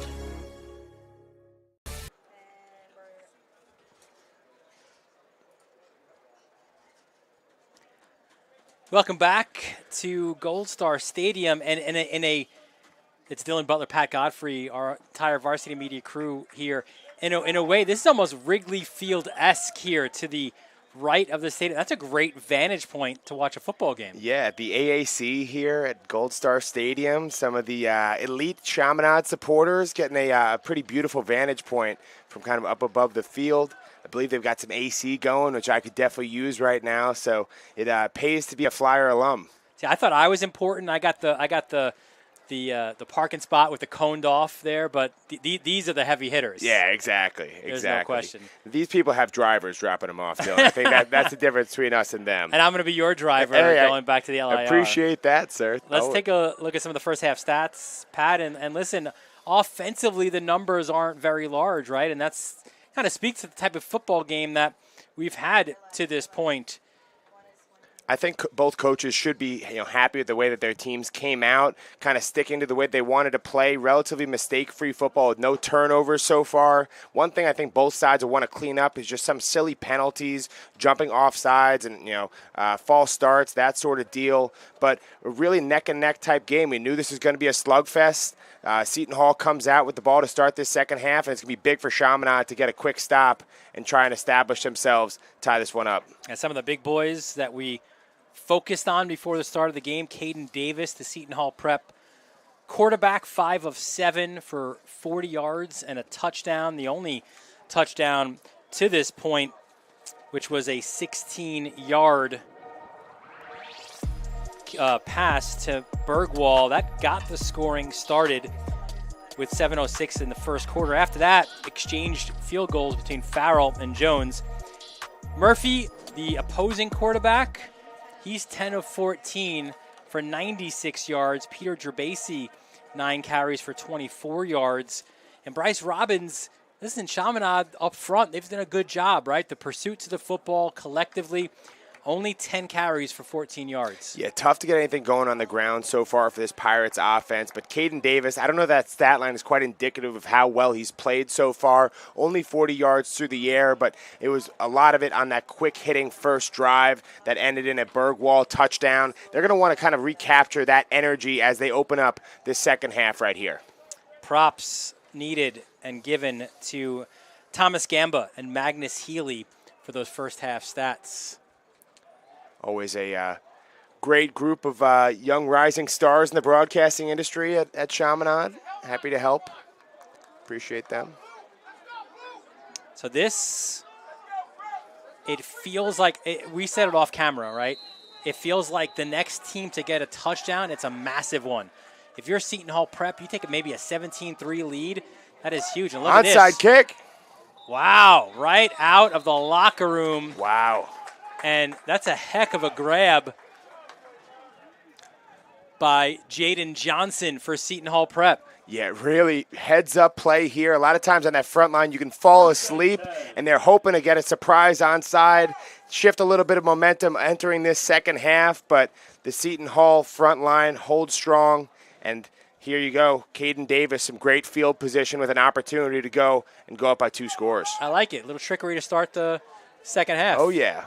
Reminds me of Nick Saban, 2015 National Championship. Let's see if Seton Hall Prep can make them pay. 1st and 10 from their own 45-yard line. Trips right for the Pirates. Davis goes the other way. Finds his receiver. And that's Joe Proscia, the junior.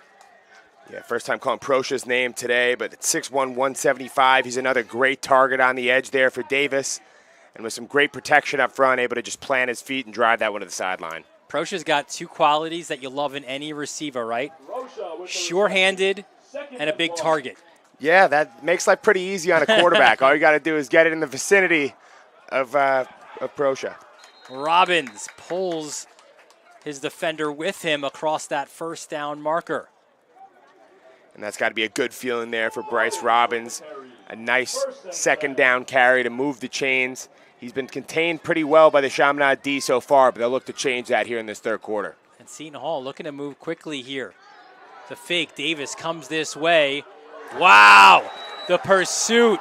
What a tackle, Will Hanley. We've been calling Hanley's name all day long, 6'3", 205, and he had that one lined up from about 10 yards away. Tough thing about a long pass like this towards the sideline is defensive backs get the opportunity to key in there and no opportunity to do anything if you're Barrelford Stockling with Hanley bearing down on you. Big play by Will Hanley. Davis over the middle. That is complete to Bergwall. And, whenever in doubt for Caden Davis, he's looking the way of number 9. Probably the most sure-handed guy in this receiving core for the Pirates. And that sets up a 3rd and manageable right here from the Chaminade 32. And when we spoke with Fitzgerald this week, said Bergwall hasn't been targeted a lot. When you hear those words, you know he's getting targeted a lot. Yeah, maybe cluing us into what the game plan was going to be. And Fitzgerald didn't quite like what he saw there, calls a timeout. I think Coach Fitzgerald realized the magnitude of this situation right here. You know, you're looking at 3rd and 2, so presumably 2 plays here to try and move the sticks and march into the red zone of Chaminade. If you're Chaminade, this is a big stop that you really desperately need to give your offense the chance to kind of go back and tie this one up. This part of a 10-game Battle of the Bridge schedule this year. Previous years, you had so many of the games over a course of a couple days at Rutgers. Last 2 years now, it's been on this side of the bridge. And it was Del Barton, Bosco, and DePaul with wins last night. St. Francis Prep beating Morris Catholic this morning, part of a doubleheader at Holy Trinity. So here we go. Davis calls his own number. He is so shifty and elusive, and he gets just past. He knew what he needed to get, and he got it. That's a heads-up play. Wait, hang on a second. No, he did get it. The reaction at the beginning was like, hey, hang on. Looks like maybe a little extracurriculars after that play, though, as a couple of flags come in late. We'll see what our white hat, Mr. Atkinson, says. Yeah, Chris Atkinson. Here we go.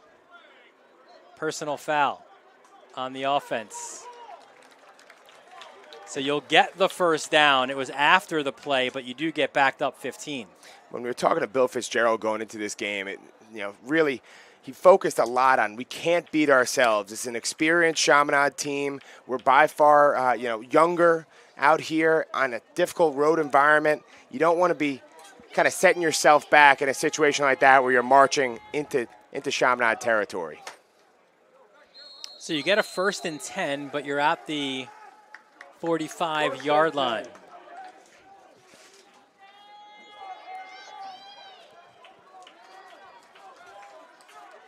Passing game been really strong on this drive. Davis goes to the outside, finds his intended target, and again, it is Bergwall. Another nice open field tackle by Nick Cuomo, senior from St. James, does a really good job. Worked his tail off all offseason. It's really paying dividends out here today. How about that commute, huh, for Cuomo coming out from St. James every day to Mineola? Yeah. Not during easy. Rush hour. Oh, my gosh, yeah. Hey, top-notch education, though, provided by those Marians, so it's worth it. Trips right for Seton Hall Prep. Davis looks this way. Oh, nearly intercepted, and that very well could have been a pick six. Hanley again. I think Will Hanley was already thinking about his touchdown celebration as he jumped in front of this one. Fortunate for Caden Davis here as he stares down his receiver, and just a great break on the ball, not ultimately able to pull it in. But boy, would that have been a shift in momentum if number 8 could have held on to that one. Listen, a year ago, Hanley was at safety. So he knows about playing the pass. Right now he's an outside linebacker, but really good around the ball. So Davis lives to play another play under pressure, and he's pulled down back to the line of scrimmage. Right there, he didn't get the sack, but he caused the chaos. Number 7, Dean Schmidt, the senior heartbeat at middle linebacker for Chaminade, came in on an 8-gap blitz, is able to flush Davis out of the pocket, and ultimately force the 4th down. Really nice play by number 7 there. So let's see what Farrell does here. It'll be Dietrich deep. And listen, he is an experienced and really good punter, right? So I'm thinking here you angle it out inside the 10. You don't allow Dietrich the chance to return it. And this will go into the end zone. So an advantage there for Chaminade, knowing the way that Farrell can kind of place that football. You start at the 20 instead of inside your 10. Yeah, right here, Chaminade gets away scot-free from that onside kick. An opportunity. You want to book your own SPORTSCAST? Well, you can contact Varsity Media today. Have us produce a SPORTSCAST for your team, including announcers, graphics, instant replay, and multiple camera angles. It'll be a memory for your team They'll enjoy it for a lifetime. Call 516-403-2050 or email Ben@Varsity Media. Dylan, I can say firsthand, one of the only game films that I have from my high school career is from the Boomer game. I think Kenny Albert was on the call for CBS Sports Network. And every couple of years, I like to pull that one out, go through the glory days someday when I'm a father, God willing, maybe show my kids that I was cool. What did that was on DVD? CBS. That was on CBS Sports Network. What's the copy? They sold DVDs. Okay, yes, so you go yes. So blow off the dust. I have no idea if I'll have a DVD player at that point, but I'll probably keep one around just for reasons like that. Good news is Varsity Media, all digital, so should be good for the next 50 years. 1st and 10 from the 20 for Chaminade. Big chance for the Flyers here.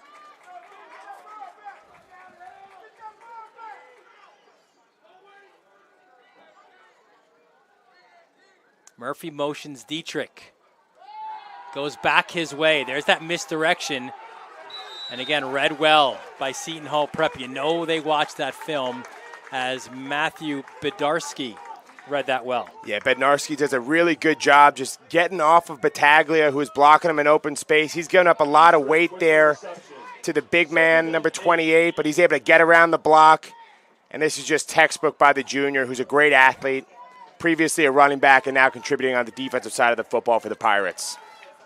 Great on-field look there by our camera crew. So 2nd and 8 for the Flyers. Their formula in week 0 against St. Anthony's was grind the football.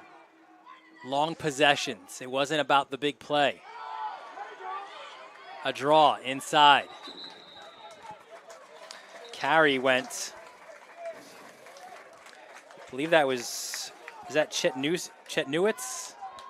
Chetnewitz, 23. Yeah, nothing going there for Chaminade. 3rd and 7. And sets up a 3rd and 7. What feels like a really big play here, given how well the Pirates offense has been playing all day long. Kind of feel like Chaminade needs to get something going on this drive. You got twin receivers on both sides. Chet will call him, because that's what they call him, to Murphy's left. Here's Murphy. Again, batted down at the line. Dunneman doing his best J.J. Watt impression today, swatting everything and declaring a no-fly zone here at Gold Star Stadium. The only thing he didn't swat down was one of those lantern flies. Dunneman, 6'5", with a wingspan. There's a good look. And that's just such a skill as a defensive lineman to mid-pass rush, be able to look at the eyes of the quarterback and be able to time that up perfectly. Really well done by the 6'5" senior who's committed to go up to the Bronx, play at Fordham the next 4 years. High snap, good recovery by Jones, an end-over-end punt. And it will take a roll right out to that block C at midfield, where Seton Hall Prep will have half field to start things on this next drive. Yeah, only about a 29-yard punt right there, so Seton Hall, good field position yet again. And we'll see if Caden Davis and company can capitalize. There's a look at some of the Flyers. Cool thing they're doing here, before the Holy Trinity game, they're going to honor Ronnie Winchester, who died almost 20 years ago to date in Iraq. Played at Chaminade, went on and played at Navy football as well. And Claro said it was something they wanted to do, right? Honor him as one of our Gold Star alums. More on that in a second, as it is QB2 in it's Gilmore. That one was incomplete. But back to Winchester, a Chaminade graduate of 97. Father Ron, an official in this league. He wore 73 at Navy, but 61 at Chaminade. A guy who always dreamed of being a Marine, tragically died at the age of 25 on a second tour of duty in Iraq. At Navy, they have the Unsung Hero Award for him. Here, his number 61 sticker will be on every helmet for Chaminade. Nice run to the outside, as that was Barrelford Stockling. Yeah, Dylan, kind of gives you chills hearing about the story of Ron Winchester. You know, great athlete and a great hero for America. The tremendous sacrifice made by him, the ultimate sacrifice, being honored all year long. And can't be more grateful for people like that who are willing to put their lives on the line so that we can come out here and enjoy a beautiful football game. Hey, he, like so many others at Chaminade, made their way to Mineola from Rockville Center. Yeah.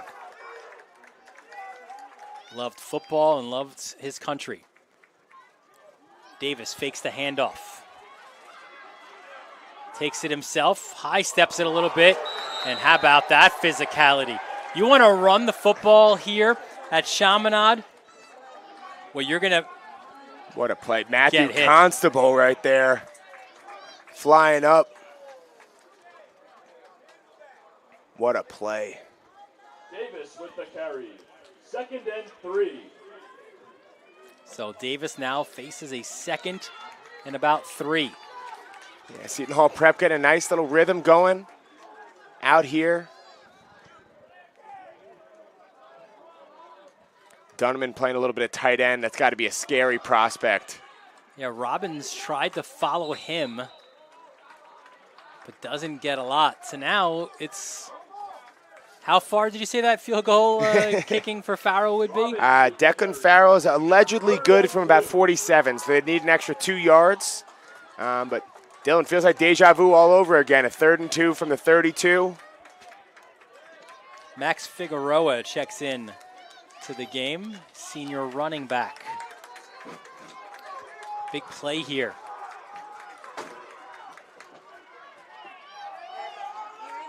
Tight end to the left. It is Figueroa. Push backwards. 7, Dean Schmidt. Really nice job here by number 55 as well for the Chaminade Flyers, Giancarlo Viscardi, kind of blowing things up. You got a dual puller action, Caratello and Palascandolo right there, but not able to get anything done. And they set up the 4th and 4, really difficult situation if you're calling plays for the Seton Hall Prep. Will Hanley wants the crowd here at Gold Star to get loud. Seton Hall Prep, at least they appear to be going for it. Cadence by Davis. No one budging on that defensive line. That results in a timeout by Seton Hall Prep. The boys at Chaminade getting pumped up. The Flyers are absolutely fired up. That's the first time all day that we've really heard the fans here for the Flyer faithful get involved and get rowdy.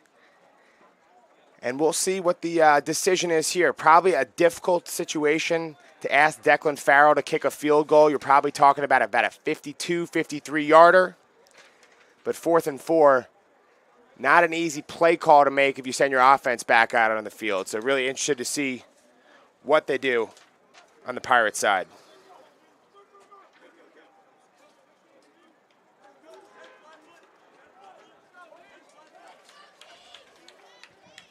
So if you're Seton Hall Prep, you need to get to the 30-yard line. As you mentioned, Farrell, probably a little bit too much for him, but listen, worst case scenario, if you get stopped, you know, your Chaminade starts, at maybe their 35. Exactly. Not overly risky turning the ball over here. They're going to want to get this on 4th and 4 as well. Here we go. Davis tucks it under, tries to pull forward. Did he get it or no? He was stopped. He's short. What a huge stop by Dean Schmidt and co. right there. Caden Davis, you thought he might be able to muscle forward for the extra half yard that he needed. But the Chaminade defense able to buckle down there with a huge stop and get the ball back to their offense, still within striking distance of tying this one up. Was that Louis Daggs taking a ride on the back? Lou D'Agostino. That whole linebacking core playing really, really well for Chaminade. And Don't look now, but kind of a battle of defensive heavyweights so far. Not a lot of scoring, but a lot of great play on the defensive side of the field. Maybe some momentum here, right? Yeah. For Chaminade. You get a stop, and now you start at your own 31.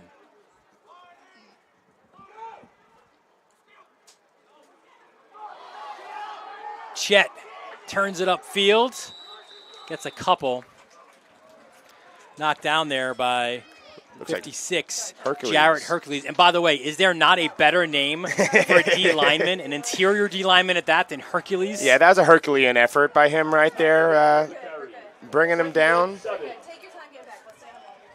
And yeah, just a lot of talent kind of spread across this whole defensive front for the Seton Hall Pirates. Hercules, a young pup, just a sophomore, 6 foot 215. Future is bright for Seton Hall Prep, but the future is also now. Another hard count. Murphy fakes the handoff, comes up this sideline, and it's Braz. And wrapping up, making sure that Braz doesn't get anything extra, was Colin Robinson. One thing I've been really impressed with from Tim Murphy is just his ability to make really quick decisions, get the ball out of his hands, even in the face of a rush pretty consistently. And, you know, Braz, Dietrich, those guys doing a really good job. Robinson, a guy for Seton Hall Prep. He's that program kid, a guy who's done everything that has been asked of him. Also, great family. Ania, his brother, playing at Rowan right now. The chance of defense from Pirate Nation, who made the trip from West Orange. 3rd and about 2. Murphy, we've not seen him carry the football, but he powers forward to the 49-yard line. First down, Chaminade. And that play right there was all your right guard, Declan Miller, number 72. At 6'3", 285, this junior is just going to lead his team to the promised land. Beautiful block clearing that out, and Murphy does the rest. What a big 3rd down conversion to move the chains and build some momentum for this Flyers attack. I think C.J. Knox, too, your center, also helping really push some nice guys job. forward. Big first down for the Flyers. Now they're at midfield.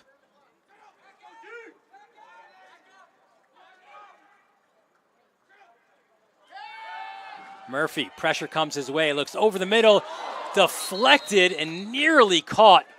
It was off Battaglia. 2nd and 10. For the most part today, this offensive line has been giving Tim Murphy a clean pocket, but you're going to see big number 91 kind of barreling down. Tyler Amato maybe rushes the throw a little bit, just gets away from Murphy.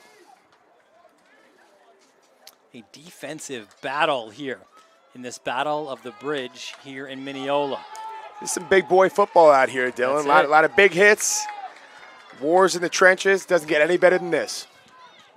2nd and 10 from the Chaminade 49-yard line.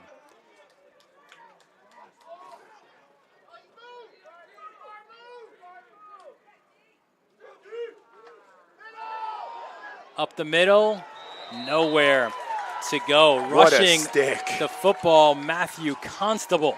And Dylan Gilmore came and met him with a whole lot of force. The Maris command, we've called his name a few times today, and just a reversal momentum textbook tackle by the 225-pound senior. He is a guy who plays with an edge. 6 foot, 225, Dylan Gilmore. Had a great junior year after transferring in to Seton Hall Prep. Looking to follow that up this year. No gain of 1, for Constable. So it's a 3rd and 9. Looks like some pressure coming up the A gap from Seton Hall. Up, they drop back. And there's Braz over the middle. But those guys in the secondary part of the Seton Hall Prep defense read it well. Yeah, hey, you know what? You don't want to keep everything in front of that linebacking core for the Pirates because they're going to fly up and they're sure tacklers in the open field. There's no opportunity for Peter Braz. So the Flyers forced to punt.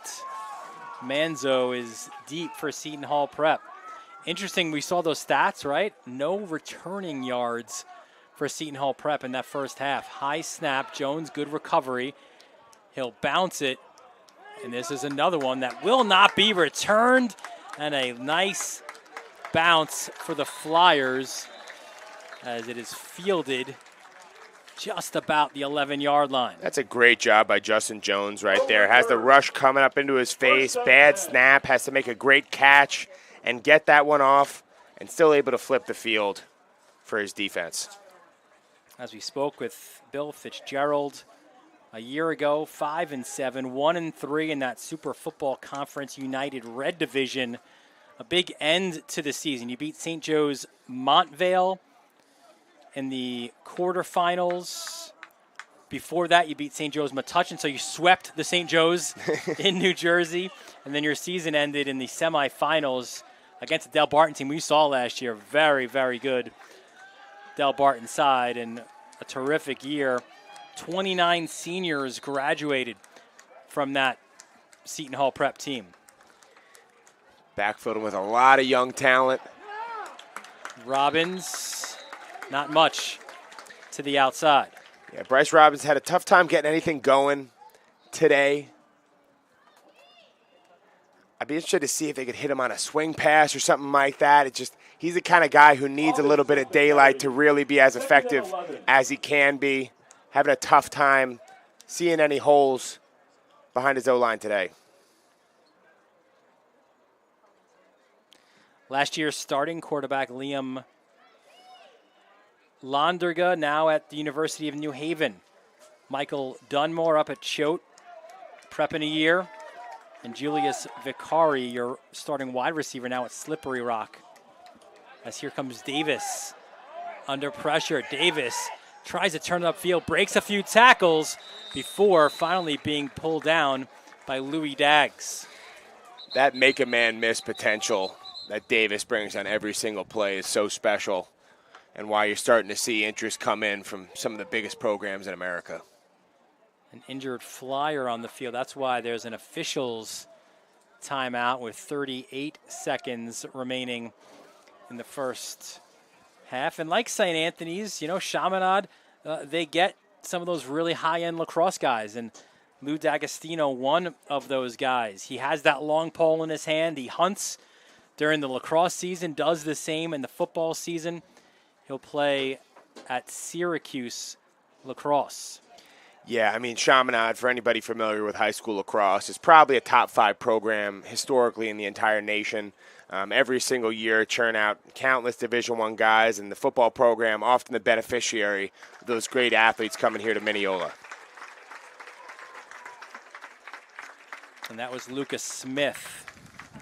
So good to see him back on his feet. Hope he's doing better. He's had about 5 quarters of production and about 2.5 so far at Dillon. So hope to see him back out on the field. Huge catalyst for that defensive line for the Flyers. And with this heat, right, he comes in at 210. I think he ends the game at about 185. First and 10. So Seton Hall Prep, they move the sticks. Likely the final play of this third quarter. Robbins.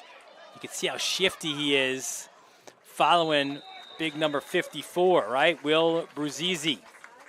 The only senior lineman of a very young front for Seton Hall Prep. So the senior, 5'10", 260. There's another one of these guys, right? Has waited his turn.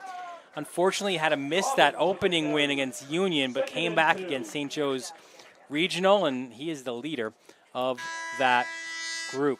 3 quarters are in the books, and it is Seton Hall Prep, a 10-3 lead here in the Battle of the Bridge, brought to you by Catholic Health right here on the Varsity Media Sports Network. The score is Seton Hall Prep 10, Chaminade 3. Fans. This is Solomon Thomas with the New York Jets, and you're watching Varsity Media.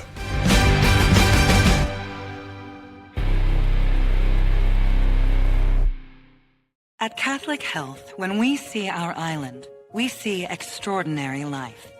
The most extraordinary of which is you. It's because our Catholic faith places the highest value on people. All people. It's the inspiration for our exceptional medical care with unmatched compassion. And it's why at Catholic Health you're more than a patient. You're someone's family, best friend, and a neighbor to us all. Long live Long Island.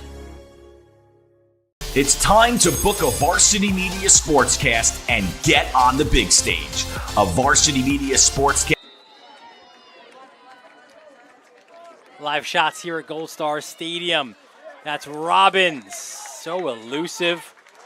And he'll get another first down. It's got to be encouraging. If you're calling plays, you're Bill Fitzgerald on this Pirate offense, and you see Robbins just get going inside. That's a beautiful run to move the chains. And I see that junior get some momentum.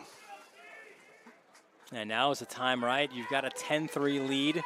You want to be the one grinding. Now, you want a long drive that eats up a lot of clock. Bergwall motions to the right.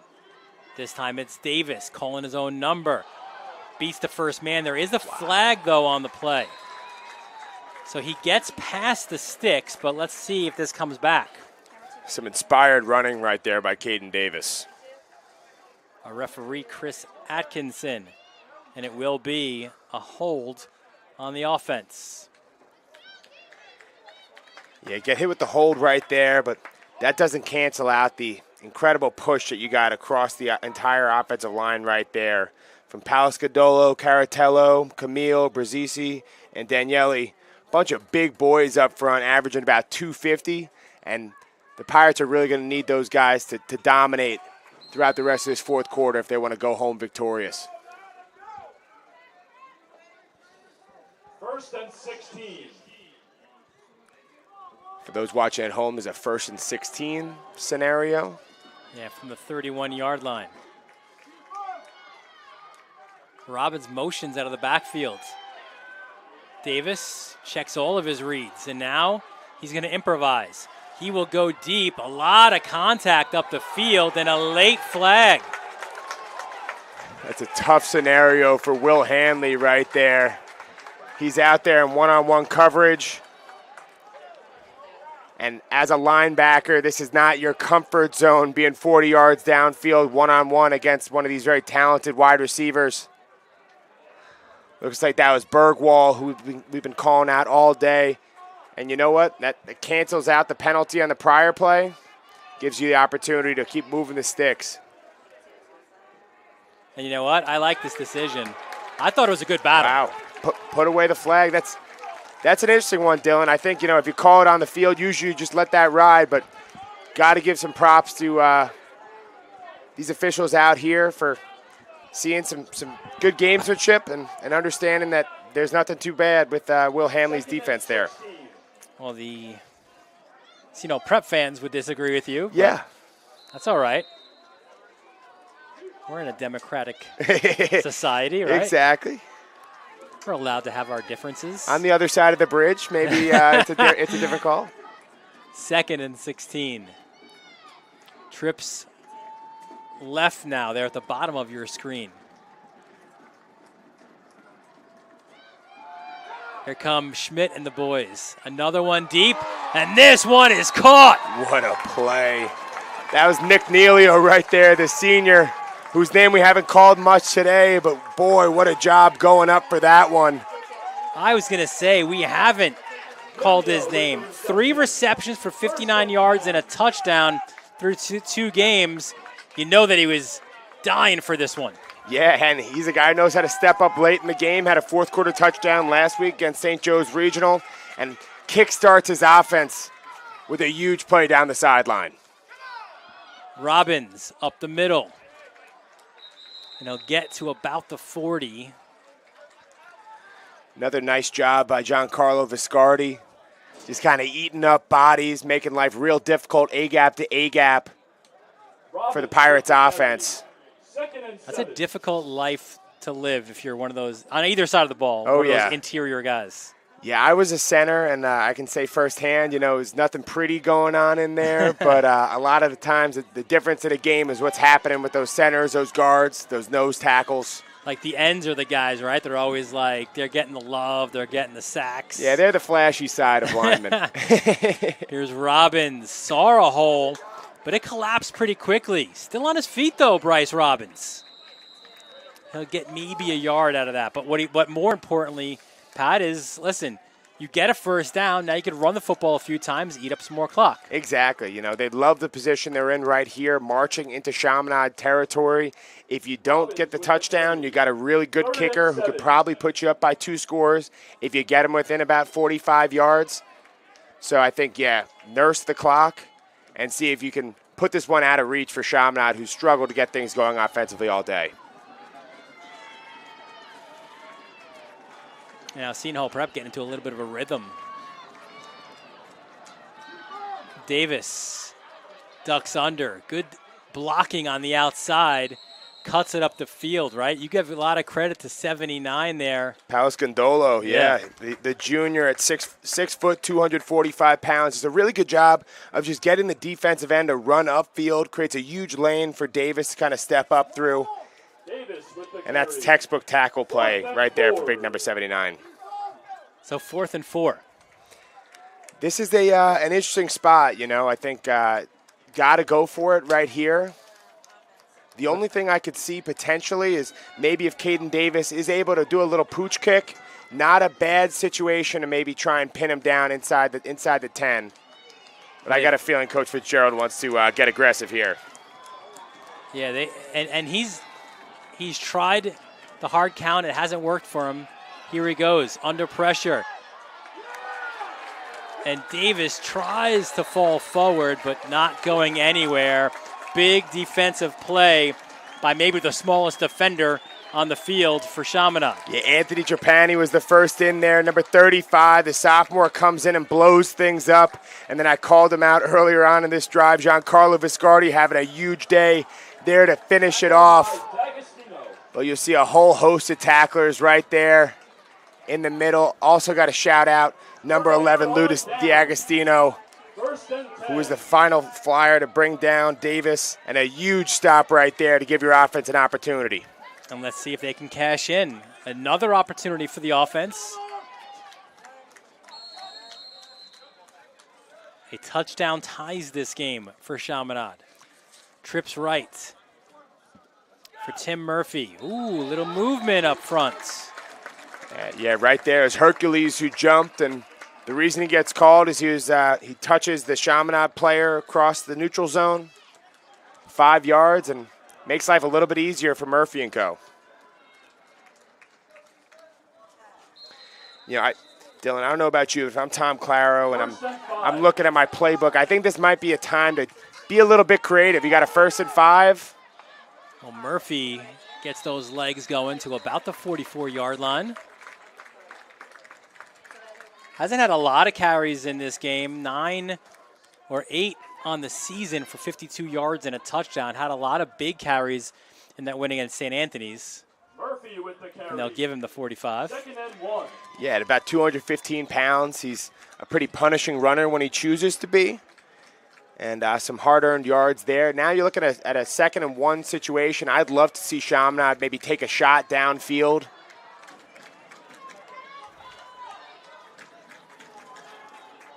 Maybe see if you get Dietrich involved. And you have Braz at the very bottom of your screen. Park motion the other way. Handoff. And that went to Constable. And nothing going there. We've been calling his name all day long. Dylan Gilmore, just a warrior with a nose for the ball. But they will get. Didn't they get it? They did get it, yeah. Chris Atkinson motions for the first down. Close one. Constable with the carry. 1st and 10. Constable, a different look than Gerbasi. Smaller, more shifty, good change of pace guy. Murphy, the out route, finds Braz. Yeah, Throwing the ball to the boundary has just been open all day long. Braz does a really nice job coming back to it. And Murphy, another on-time, on-target strike. Second and 3. And that's one of the strengths of this Chaminade team, the collective receiving game, right? Dietrich, Braz, Park, Battaglia we know can catch the football as well. Gerbasi can catch it out of the backfield. A lot of options for Tim Murphy.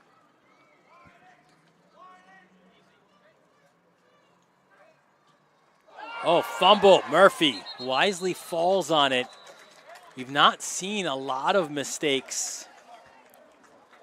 But that's a costly one right there, Dylan. You're going from second and short to now a third and long type scenario.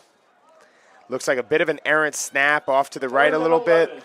And wise of the senior quarterback to just get on top of that, retain possession, and live to see another down.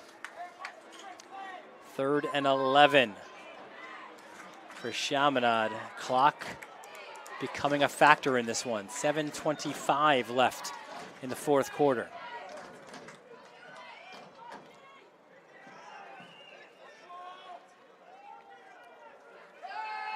Murphy, good protection, over the middle. What a catch. Somehow pulling that one in. Looks like Michael Genovese, the sophomore from Massapequa, stepping up in a big way here late in the game. And a dangerous ball by Tim Murphy with a couple of Pirates defenders right around number 18, but able to thread the needle. Where is the window here? Oh, my God. The window is non-existent. That's an NFL-style window right there. An inch in the wrong direction either way. It's probably going the other way. But instead, moving the chains. And, wow, what a huge play by the sophomore who gets his name called. Genovese heard me talk about all those receivers that you forgot. 18.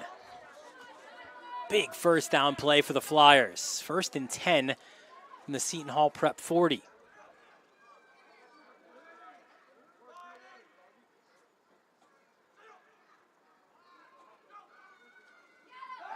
Murphy comes near side. That's complete to Park. And he did elude the first couple of guys, but not the third guy, Justin Cook, 33, coming in. Yeah, got to get north-south in a situation like that. But nonetheless, as good as 3 yards in a cloud of dust up the middle. Yeah, run into your living room here. A little whoop, whoop. Cook's like, I'm not having it. Cleans that one up. The all-conference linebacker. You know, it's tough because Chaminade's such a methodical offense, but you might want to have a bit more sense of urgency here. Don't know how many more possessions you're going to get. Murphy, quick out, and this one will bounce it. And that was Park, and you could see Park pointing to his own chest, kind of saying, my bad, I think he just ran the wrong route there. Yeah, it's a tough scenario for Murphy. He's got kind of rolling against his throwing arm. Got to throw across his body, a long one to the sideline. Big, big third down play here for Chaminade. And just clarify for our viewers at home, apologies. We're having a bit of a technical difficulty when it comes to your down and yardage reading. But right here we're looking at 3rd and 7, 3rd and 8, and a huge situation for Tim Murphy's offense. Try and convert. Park is your lone receiver at the bottom of your screen. You've got trips left. And what do we have? Timeout. Seton Hall Prep. As their DC, Lou Zampella, didn't quite like what he saw there, maybe in his alignment, and wants to talk things over. Yeah, this is a huge junction in the game. Got to figure that Chaminade's probably in 4-down territory right here. This would be a really, really long field goal. So they got 2 downs to get this, call it 7.5 yards or so. And going to be really important if you're Tim Murphy to get some positive yardage on this play. You don't necessarily got to get it all. 6 underneath is fine. You can see another down, but do not want to be looking at 4th and 8. Some upcoming games that we'll have for you on the Varsity Media Sports Network. You mentioned a lot of those early ones. Well, let's get to the other ones, right? How about The battle between Farmingdale and Massapequa, always a fun one. One in Massapequa. I'm not sure if you're with me on that. All-American will be on me if you are. Unfortunately, I'm going to be in Pinehurst for a bachelor party. All right. But I will be tuned in on the Varsity Media Sports Network. So that's some big boy public school football right there. No double-double for you. 3rd and 10.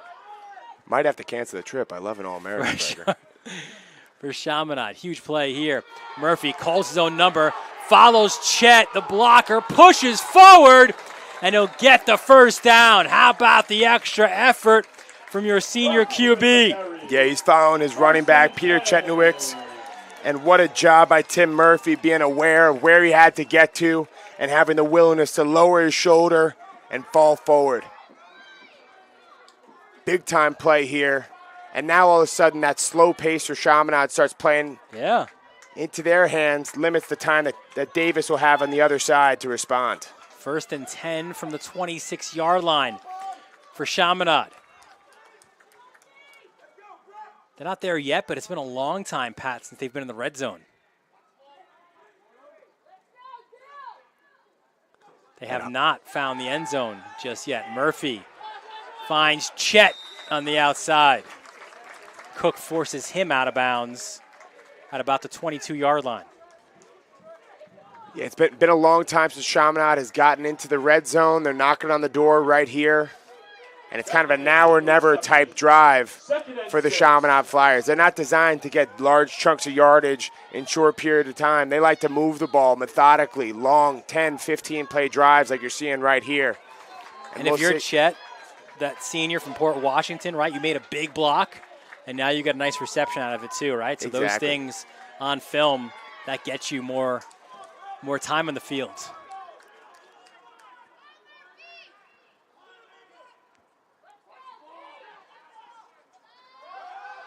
Murphy back to Dietrich. They tried that play earlier on, and the result was basically the same. Bednarski flies up with another big hit, had a great one earlier, and he's just done a tremendous job in the secondary all day and all year for this Pirates D. Sees it from the jump, and that's a TFL right there. Thing of beauty from number 22. Look, you could tell, right? Dietrich obviously was the guy that they were focusing in on. So you're trying different ways to get him the football, right? And he hasn't been able to. I don't think he's gotten anything. Maybe one early in a more conventional route running situation. 3rd and 9. 4:09 left, 4th quarter. Oh, some movement. Hard count going all day. Murphy turns it up the field. So this is an interesting play call for Chaminade right here, and Coach Claro probably send out the field goal unit. And it looks like they're going to go for it right here. I guess, as the clock ticks down below 3 minutes and 30 seconds, you figure, hey, we might not be getting this ball back. We got to make the most of this drive while we're out here. And it's an all-or-nothing play here for Chaminade. 100%. We mentioned they haven't been down here in a while, and you don't know if you're going to get back there again, right? So here we go. They have to get to about the 17-yard line.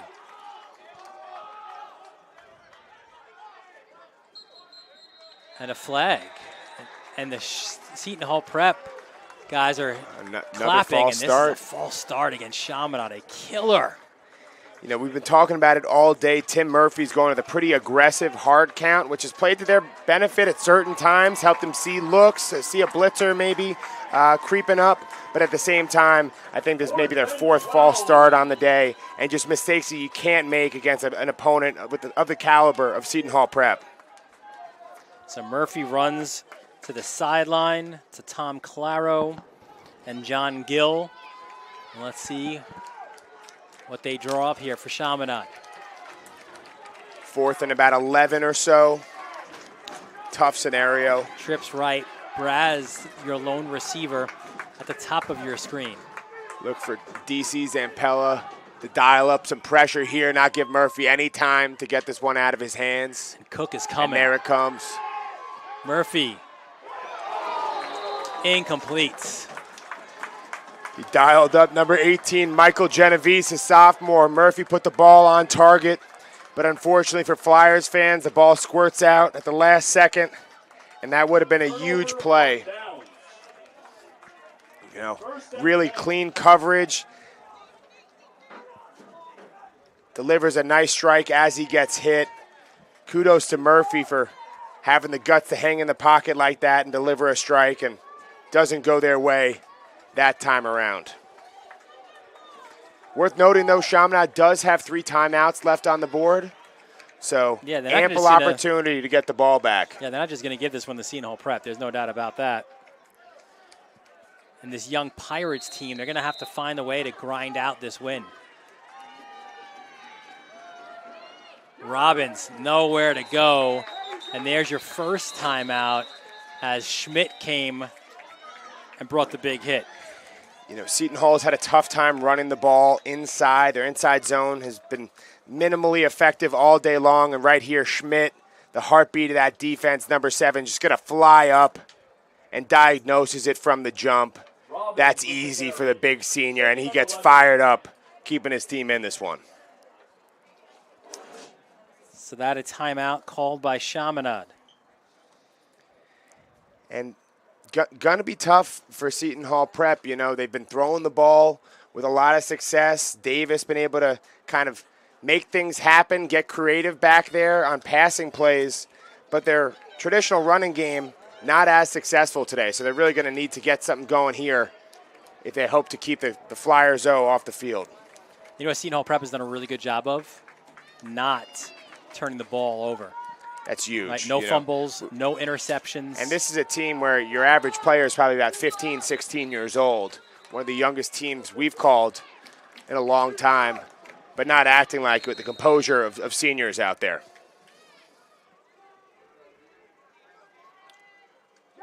Here's Davis. And right away, Lucas Smith. Great to see him back on the field. There's the second timeout burned by the Flyers. An interesting play calling scenario right here for Coach Fitzgerald. Davis with the carry. You probably want to throw the ball looking at a 3rd and 11 scenario if you want a chance at least of moving the chains. But then on the flip side, you'd love to get Chaminade to use that final timeout. So maybe something over the middle, quick hitting. Well, here's what he also has in his back pocket. Declan Farrell as a punter, right? Yeah. So you can run the football, get them to burn the timeout, and then Farrell goes 30, 40, 50 yards down the field. I mean, even we saw a 70-yard punt earlier from Farrell. He's been a huge difference maker all day long, and they're probably going to need one big punt out of him to kind of finish off the Chaminade Flyers. That's what I do at least. I don't give the Chaminade secondary any chance. I don't want to stop the clock. Yeah. Especially knowing that Chaminade's a team that likes to move the ball slowly, so that timeout for their offense could be very, very valuable if they're able to hang on to it. So here we go.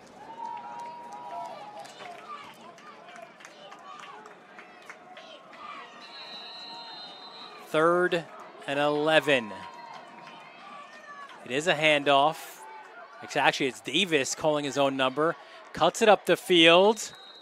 Pushes towards the first down marker, and that final timeout does have to get burned by Chaminade. Davis is short of the first down marker, but not by much. Yeah, Davis, your best runner if you're Seton Hall Prep. There's a reason why the likes of Marshall, West Virginia, and some others are hot on his tail as a recruit. Falls 1 yard short, but what a huge play. And it looks like he's laying out on the field. Just got to hope that the youngster is all right after such an impressive performance all day here in Mineola. So as Davis gets attended to, big chance for the Flyers. We take a look at their upcoming schedule, and all very familiar opponents from here on out for the Flyers, including a Cougars team that beat them en route to winning a AA1 championship. And you got to think that Coach Claro is going to be harping on that all next week. Hey, this should be your little brother, right? And from the perspective at least of a Chaminade fan. And St. John the Baptist got the best of them last year. I got a feeling the Flyers are coming back with a vengeance next week. We've got Stepanak, another rivalry game against Kellenberg. Cardinal Hayes, and then 2 tough road games to end the regular season. Iona Prep, never easy to go up there to New Rochelle and then down to Aviator Sports Complex. November 1st at 7:30. I think it's gonna be a little bit chilly. Yeah, a little chilly right there on the water Floyd type Bennett deal. Field, yeah. One of the more unique atmospheres in all of high school football. Dom DeFalco in his first year as Xavier head coach. Here we go. Declan Farrell, how many yards does he have in this punt attempt? Looks like it might have gotten blocked. Yeah, I don't know if we could get another look. If that we one can run shanked that one off back, to the side. an uncharacteristic punt right there, and Chaminade's going to have the ball in prime position at the 50-yard line. Let's see if this one wound up getting tipped. It looked like it. Maybe a little. Tough to tell, but either way, what a huge break if you're Chaminade. An offense that's not necessarily designed to go a long way in a short period of time. You're right where you want to be with no timeouts left, but 2 minutes to move the ball 50 yards and try and tie this one up. Well, I was going to ask you a question about that, but let's get him in the end zone first so they can get there. I think I know where you're going, Dylan, and the answer is you kick the PAT. But they got to get there first. They've not gotten into that end zone to this point. A stout defensive effort by Seton Hall Prep. Murphy, quick hitter to the outside, finds Chet. Good yards after catch for him as he also gets out of bounds to stop the clock. Yeah, Chetwick's really good job. Or did he drop the football? Ah. Yeah, I thought he had it, but from our vantage point, looked like a catch and a dive forward for a couple yards, but looks like an incompletion. Chetnovich with the reception. 2nd and 10. I'm not sure. I thought that was a completion, but either way, if you're Chaminade, got to get a little bit more north-south. They've had a lot of quick hitters kind of behind the line of scrimmage in their passing game, but I'd like to see them kind of press the ball downfield. Murphy does do that. Over the middle, it's Park! First down for Chaminade. Park takes a huge hit from David Manzo at the end of this one, but what a gutsy catch right there over the middle, and a strike by Murphy dropping this one in to his senior receiver. You called for it, and Park came up with a big play. It's really been receiver by committee all day for Chaminade. A lot of different names getting called, but good seeing 1 through 5 all step up when their number's been called. Murphy, again, 3rd time is the charm for Dunneman. Yeah, Dunneman's putting on a little bit of a clinic out here, using every inch of that 6'5" frame to cause havoc in the passing lanes for Chaminade. 3rd time this game blocked that pass attempt. 1:33 on the clock.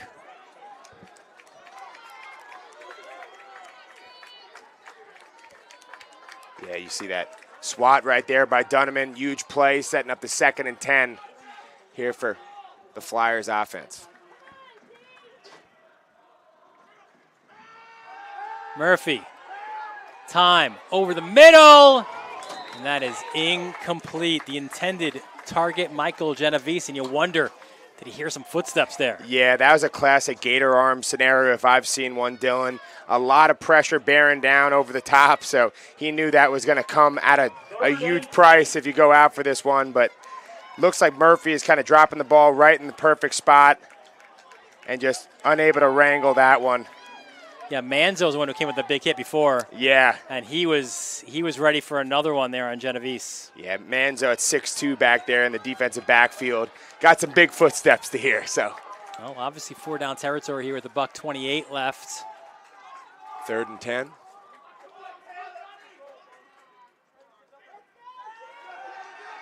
Murphy. Look out from behind. Huge sack. Tyler Friscaldo the sophomore who came into this game with 2.5 sacks. His coach said he's quick as a gnat. He's got a great first step and has been causing chaos all offseason in practice. Well, that determinism, flying to the ball, and unfortunately from the blind side, if you're Murphy, never see it coming. As we move on to 4th and 15, that's going to decide this game. They're bringing the house. Murphy, he's got room to run. Throws it. Was that complete or not? I think he bounced it. Looks like that one was in the dirt. Murphy was thinking about running that one, but ultimately with about 14 yards to go, elects to pass it, and just about an inch or so higher up off the turf. We might be talking about a new set of downs. You'll see right here a close one, but just unable to wrangle it right there for Peter Braz. So this will turn into a huge road win for a young Seton Hall prep team. Listen, you beat Union to start the season as it was a lopsided win. Then you suffer a difficult loss to St. Joe's. And we spoke with Bill Fitzgerald about it, like how are your guys responding? And he said our seniors, right, on a very young team, they already have that mentality. It's the next work day in the week. They show that mentality, and they come to Mineola to get a big win. Yeah, really impressive performance. We had a lot of questions going into this one. How are these younger guys going to respond to their first loss of the season? How are they going to respond to their first out-of-state matchup coming into a hostile environment out here on Long Island? Well, none of that really fazed this Pirates attack. They were strong all day, played mistake-free football just as Bill Fitzgerald was hoping for. And as a result, they're going to take that nice 2.5-hour drive back over the bridge to West Orange with a great spirits, knowing that they beat a really quality Chaminade team out here today. And also now you won in a different way with young guys, right? Your sophomore QB had to grind out a win where there wasn't a lot of yards to be had. Your guys up front, a lot of them, younger guys as well, they found a way to get the win in a difficult situation. No doubt. A lot of fortitude and key moments all day long for the Pirates attack. Really impressed with what Davis showed me as only a sophomore. The ability to, in kind of those key situations, always step up and just give a little bit extra. So I think the future is definitely bright for this program playing in the Big North. They've got a difficult remaining schedule, but this should be a nice confidence boost to help them walk into some of the top teams in New Jersey throughout the rest of the year. And now Chaminade, it's your first bit of adversity, right? You're going into a practice week off a loss for the first time this season. And I think it's an important week now for Chaminade, right? Because last year, obviously, the results didn't go your way. You're feeling good. You got to win against your rival. You go on the road. You beat a John Jay team up in Fishkill. But now you're 2-1, and you're going into the league portion of your schedule. And Tom Claro said before the St. Anthony's game, I want to see how my guys respond to some adversity after a tough year last year. Well, we'll find out this week. Exactly. And in our call, Coach Claro is basically saying the hallmark of a great program is not just, how do you respond when the times are good, but how do you respond when the times are tough? Coming off a loss here at your home opener, the one game that you thought you could have won at various different points, how do they come back and respond knowing that pretty much everything they're hoping for is still in front of them within New York Catholic play? Well, Seton Hall Prep, not only did they get bragging rights, they get to sing their fight song to their fans who have made the trip. And yeah, there you go. You know it means something there for Taylor Daniels and his boys. Yeah, a lot of happy gents on that sideline, guys who might be their first time on varsity, a vast majority of the roster. And boy, this has to feel good coming out here on a hot Saturday and going through a war, but winning an ugly one, 10-3. So this game of this 10-game schedule of the Battle of the Bridge goes to New Jersey, as the first three did as well. So that'll do it here from Gold Star Stadium for our entire Varsity Media crew. Our executive producer, Ben Turchin, for Becca Kazaks, our technical director, dealing with a lot of adversity of her own here this afternoon, for Kevin Catalanato and Mike Verdi, my broadcast partner, Pat Godfrey. Dylan Butler, thanking you for joining us from Gold Star Stadium. We look forward to seeing you next time right here on the Varsity Media Sports Network.